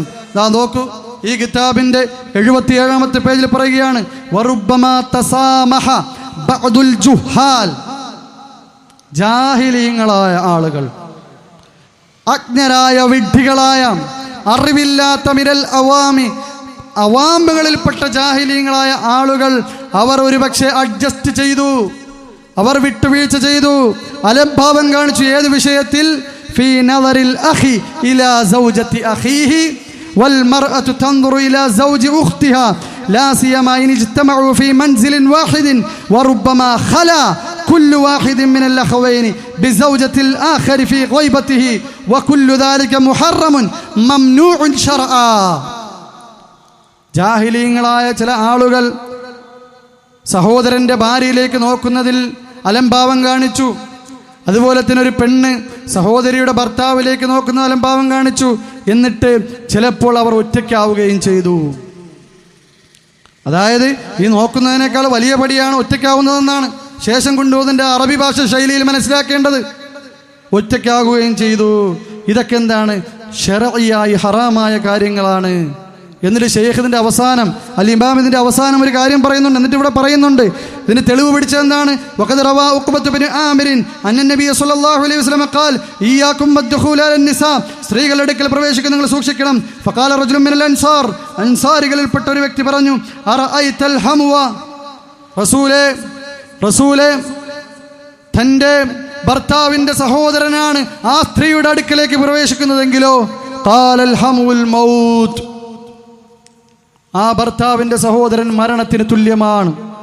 വറുവിയ ഫീ അന്നഹു ഖാൽ അൽഹമുൽ ഖബ്റു ഖാലൽ ഉലമാ, പണ്ഡിതന്മാർ പറഞ്ഞു അറാദ ബിൽ ഹംവി ഹാ ഹുനാ അഖുസ് സൗജ്, ഭർത്താവിന്റെ സഹോദരനാണ് ഹമു എന്ന് പറഞ്ഞാൽ ഒരു പെണ്ണിന് അവളുടെ ഭർത്താവിന്റെ സഹോദരനെ കാണാൻ പാടില്ല, ഭർത്താവിന്റെ സഹോദരനുമായി ഒറ്റയ്ക്കാവാൻ പാടില്ല. അതാണ് ഇസ്ലാമിക നിയമം. ഇത് ഈ കിതാബിൽ ഹിജ്റ 500 രേഖപ്പെടുത്തിയതാണ്. എന്നിട്ടോ അദ്ദേഹം ഇതിന്റെ അവസാനം വേറൊരു കാര്യം പറയുന്നുണ്ട്. ഖാല സുംബ ഖദ് ഇത്തഫഖത് ഉലമാഉൽ ഉമ്മ, ഈ ഉമ്മത്തിന്റെ സർവ്വ ഉലമാക്കളും ഏകോപിച്ചിരിക്കുന്നു, അന്ന മൻ യഅതഖദ ഹില്ല ഹാദിഹിൽ മഹ്ദൂറാത്ത്, ഇപ്പറഞ്ഞ ഹറാമായ കാര്യങ്ങൾ ഹലാലാണെന്ന് ഏതെങ്കിലും ഒരുത്തൻ വിശ്വസിച്ചാൽ, സ്റ്റേജിൽ നിന്ന് പബ്ലിക്കായിട്ട് ഫൈസൽ മൗലവി പറഞ്ഞ കാര്യമാ, ഉലമാക്കൾ ഇജ്മാഇലായിട്ടുണ്ട്, ഈ കാര്യങ്ങൾ ആരെങ്കിലും ഹലാലാണെന്ന് വിശ്വസിച്ചാൽ, അന്യ സ്ത്രീകളും പുരുഷന്മാരും കൂടിക്കലരുന്നത് ഹലാലാണെന്ന് ആരെങ്കിലും വിശ്വസിച്ചാൽ, അനുവദനീയമാണെന്ന് ആരെങ്കിലും പറഞ്ഞാൽ, ഫഖദ് കഫറ, ചെറിയ കാര്യമാണോ? ഫഖദ് കഫറ എന്നാ പറഞ്ഞിരിക്കുന്നത്, അവൻ കാഫറായി പോയിരിക്കുന്നു. പിന്നെയോ വസ്തഹഖൽ ഖത്ൽ ബിരിദ്ദതിഹി, അവനെ മുർത്തദായിട്ട് കൊലപ്പെടുത്തണം. ഈ സംഗതിയാ ഫൈസൽ മൗലവി സ്റ്റേജിൽ നിന്ന് പറഞ്ഞത്. നോക്കി നിന്നില്ലേ നിഷ്ക്രിയരായി, നിർനിമേഷരായി, കണ്ണെടുക്കാതെ ഫൈസൽ മൗലവി പറയുന്നത് സാഹൂദം ശ്രവിച്ചുകൊണ്ട് മുജാഹിദുകൾ എന്ന് പറയുന്ന സലഫികൾ എന്ന് പറയുന്ന ആളുകൾ നിർവികാരത്തോടെ നിസ്സംഗതയോടുകൂടി നിസ്സഹായരായി ഒന്നും ചെയ്യാൻ കഴിയാതെ അജ്ഞരായതുകൊണ്ടാണ് നിന്നില്ലേ. സഹോദരങ്ങൾ, ഇതാണോ സലഫിയത്ത്? ഇതൊക്കെയാണോ സലഫിയത്ത്? മോചനം വേണമെങ്കിൽ യഥാർത്ഥ സലഫിയത്തിലേക്ക് വരേണ്ടതുണ്ട്. കള്ളനാണയങ്ങളെ വലിച്ചെറിയേണ്ടതുണ്ട്. സഹോദരങ്ങളെ, ആത്മാർത്ഥമായി നമ്മൾ കുറവാണെങ്കിലും, എണ്ണത്തിൽ കുറവാണെങ്കിൽ നമ്മൾ ഉറച്ചു നിൽക്കേണ്ടതുണ്ട്. നാളേക്ക് വേണ്ടി, നമ്മുടെ വരുന്ന തലമുറയ്ക്ക് വേണ്ടി, പുതുതലമുറയ്ക്ക് വേണ്ടി നാം ഉറച്ചു നിൽക്കേണ്ടതുണ്ട്. ഇമാം അഹ്മദ് ഉറച്ചു നിന്നതുപോലെ നമ്മൾ വീണു പോകാൻ പാടില്ല. എതിർപക്ഷത്ത് വലിയ സംഘടനയുള്ള ആളുകളായിരിക്കാം, പൈസയുള്ള ആളുകളായിരിക്കാം, അതുപോലെ തന്നെ അധികാരമുള്ള ആളുകളായിരിക്കാം. നമ്മളെ കളിയാക്കിയേക്കാം, ദമ്മാജികളെന്ന് വിളിച്ചേക്കാം, വഹാബികളെന്ന് വിളിച്ചേക്കാം, തീവ്രവാദികളെന്ന് മുദ്ര കുത്തിയേക്കാം. ഇതിപ്പോൾ ഒരു സ്റ്റൈലായി വന്നിരിക്കുകയാണ്. ആരാണോ ഒരു സംഘടന എതിർക്കുക അവർ തീവ്രവാദികൾ. ഇപ്പോൾ എപിക്കാരെ, ഈക്കക്കാരെ മുജാഹിദുകൾ എതിർത്താൽ മുജാഹിദുകൾ അവർക്ക് തീവ്രവാദികൾ. നമ്മൾ സംഘടനക്കാരെ എതിർത്താൽ നമ്മൾ അവർക്ക് തീവ്രവാദികൾ. എത്ര ഉളുപ്പുണ്ട് സഹോദര! അങ്ങനെ വിളിക്കാൻ കൊള്ളാമോ ഒരു മുസ്ലിമിനെ നോക്കി? ഇന്നത്തെ ഇക്കാലഘട്ടത്തിൽ പ്രത്യേകിച്ചും ഇല്ലെങ്കിലേ വിളിക്കാൻ പാടില്ല. പ്രത്യേകിച്ചും ഇന്ത്യ ഈ ഒരു കാലഘട്ടത്തിൽ കൂടി കടന്നു പോകുമ്പോൾ ഒരു മുസ്ലിമിനെ നോക്കി മറ്റൊരു മുസ്ലിം തീവ്രവാദി എന്ന് വിളിക്കുന്നത് എത്രത്തോളം മതപ്പതിച്ച അധമമായ, മ്ലേച്ഛമായ, മോശമായ പരിപാടിയാണ്. ജനങ്ങളെ നിങ്ങൾ ആലോചിച്ച് നോക്കൂ, നാട്ടുകാരെ ഇല്ലെങ്കിൽ മുജാഹിദുകാരെ, സാധാരണക്കാരെ ആലോചിച്ച് നോക്കൂ. തീവ്രവാദം പ്രസംഗിക്കുന്നവരാണെങ്കിൽ ഇവിടെ ഈ സ്റ്റേജ് കെട്ടാൻ ഗവൺമെന്റ് അനുവാദം തരുമോ? പോലീസുകാർ സർട്ടിഫിക്കറ്റ് കൊടുക്കുമോ പോയി പ്രസംഗിച്ചു കൊള്ളാൻ? തീവ്രവാദം നിങ്ങൾ ദുർലഭം ഇല്ലെങ്കിൽ സുലഭമായി നിങ്ങൾ വിതരണം ചെയ്തു കൊള്ളൂ എന്ന് പറഞ്ഞുകൊണ്ട് സ്റ്റേജ് കെട്ടാൻ അനുവാദം തരുമോ? ഇല്ല. അപ്പൊ ഇതൊക്കെ വെറും എന്താ പറയുക, മോശമായ ലോക്കൽ പരിപാടിയാണ്. തീവ്രവാദം ആരോപിക്കുക, ആരെതിർത്താൽ തീവ്രവാദം, അവർ തീവ്രവാദികളെന്ന് പറയുക. അതുകൊണ്ട് സഹോദരങ്ങൾ, നമ്മൾ മനസ്സിലാക്കേണ്ടതുണ്ട് ആരൊക്കെ നമ്മൾ തീവ്രവാദികളെന്ന് വിളിച്ചാലും, ആരൊക്കെ നമ്മൾ ഉറച്ചു നിൽക്കണം. എമ്മുക്ക് വേണ്ടിയല്ല, വരുന്ന തലമുറയ്ക്ക് വേണ്ടി. ഇമാം മുഹമ്മദ് ഒരൊറ്റ മസ്അലയാണല്ലോ, ഖൽഖുൽ ഖുർആൻ, ഖുർആൻ സൃഷ്ടിയാണോ അല്ലയോ എന്നുള്ള വാദം. ഖുർആൻ സൃഷ്ടിയാണോ അല്ലയോ എന്നുള്ള വാദം പറഞ്ഞതിനും വേണ്ടി, ഹക്ക് ഉയർത്തിപ്പിടിച്ചതിനും വേണ്ടി, ഖുർആൻ സൃഷ്ടിയല്ല അള്ളാഹുവിന്റെ കലാമാണെന്ന് പ്രഖ്യാപിച്ചതിനും വേണ്ടി ഭരണകൂടം അടിച്ച് അദ്ദേഹത്തിനെ ബോധം കെടുത്തിയില്ലേ? അദ്ദേഹം പ്രജ്ഞയേറ്റി തറയിൽ വീണില്ലേ? രക്തം ചുടിച്ചോര അദ്ദേഹത്തിന്റെ മുതുകിൽ നിന്ന് ഒലിച്ചിറങ്ങിയില്ലേ? സഹോദരങ്ങളെ, അദ്ദേഹം ഉറച്ചു നിന്ന് ആർക്കു വേണ്ടി? അദ്ദേഹത്തിന് വേണ്ടിയല്ല, അദ്ദേഹത്തിന് വേണ്ടിയും വരുന്ന തലമുറയ്ക്ക് വേണ്ടിയും. അദ്ദേഹത്തിന് അനുവദനീയമായിരുന്നു എന്ത് പറയൽ? ആ ദറൂറത്തിന്റെ അവസ്ഥയിൽ ഒരുപക്ഷെ മറ്റാളുകൾ അവിടെ ആശയക്കുഴപ്പമുണ്ടാവില്ലെങ്കിൽ അദ്ദേഹത്തിന് പറയൽ അനുവദനീയമായിരുന്നു, ആ അടിയിൽ നിന്ന് രക്ഷപ്പെടാൻ. പക്ഷെ പറഞ്ഞില്ല. ഇനിയൊരു സമൂഹം വരാനുണ്ട്, ഇനിയൊരു തലമുറ വരാനുണ്ട്. ആ തലമുറ യഥാർത്ഥ സലഫിയത്ത് മനസ്സിലാക്കണം, യഥാർത്ഥ വിശ്വാസം പഠിക്കണം എന്ന് മനസ്സിലാക്കിക്കൊണ്ട് അദ്ദേഹം ഉറച്ചു. അതുപോലെ സഹോദരങ്ങൾ, നാം ഉറച്ചു നിൽക്കേണ്ടതുണ്ട്. ഈ മാർഗത്തിൽ നാം ഉറച്ചു നിൽക്കേണ്ടതുണ്ട്. ആരൊക്കെ കളിയാക്കിയാലും, ആരൊക്കെ അപഹസിച്ചാലും, ആരൊക്കെ പരിഹസിച്ചാലും, ഇൻഷാ അള്ളാഹ് ഈ സലഫിയത്തിനെ നമ്മൾ ഉയർത്തിപ്പിടിച്ചാൽ ചരിത്രം ഇൻഷാ അള്ളാഹ് നമ്മളെ രേഖപ്പെടുത്തും. അള്ളാഹുവിൻ്റെ കിതാബിൽ നമ്മൾ രേഖപ്പെടുത്തപ്പെടും. മലായിക്കത്തുകൾ നമ്മളെക്കുറിച്ച് സംസാരിക്കും. ഭൂമിയിൽ നമ്മളെ കളിയാക്കിയാലും ശരി. സഹോദരങ്ങളെ, എൻ്റെ വാക്കുകൾ ഞാൻ ചുരുക്കുകയാണ്. ഇൻഷാ അല്ലാഹു തആല യഥാർത്ഥ സലഫിയത്ത് മനസ്സിലാക്കി ശരിയായ ദീനിൽ ഉറച്ചു നിൽക്കുവാൻ അല്ലാഹു സുബ്ഹാനഹു നമുക്ക് ഓരോരുത്തർക്കും തൗഫീഖ് നൽകുമാറാകട്ടെ. ഫലസ്തീനിലും മറ്റു ലോകത്തിൻ്റെ പല സ്ഥലങ്ങളിലും മുസ്ലിം ഭീകരർ കഷ്ടപ്പെടുന്നുണ്ട്. അല്ലാഹു സുബ്ഹാനഹു തആല അവരുടെ കാര്യങ്ങൾ എളുപ്പമാക്കി കൊടുക്കട്ടെ. അല്ലാഹുമ്മ അഇസ്സൽ ഇസ്ലാമ വൽ മുസ്ലിമീൻ വഅദില്ല ശിർക വൽ മുശ്രിക്കീൻ വൽഹംദുലില്ലാഹി റബ്ബിൽ ആലമീൻ.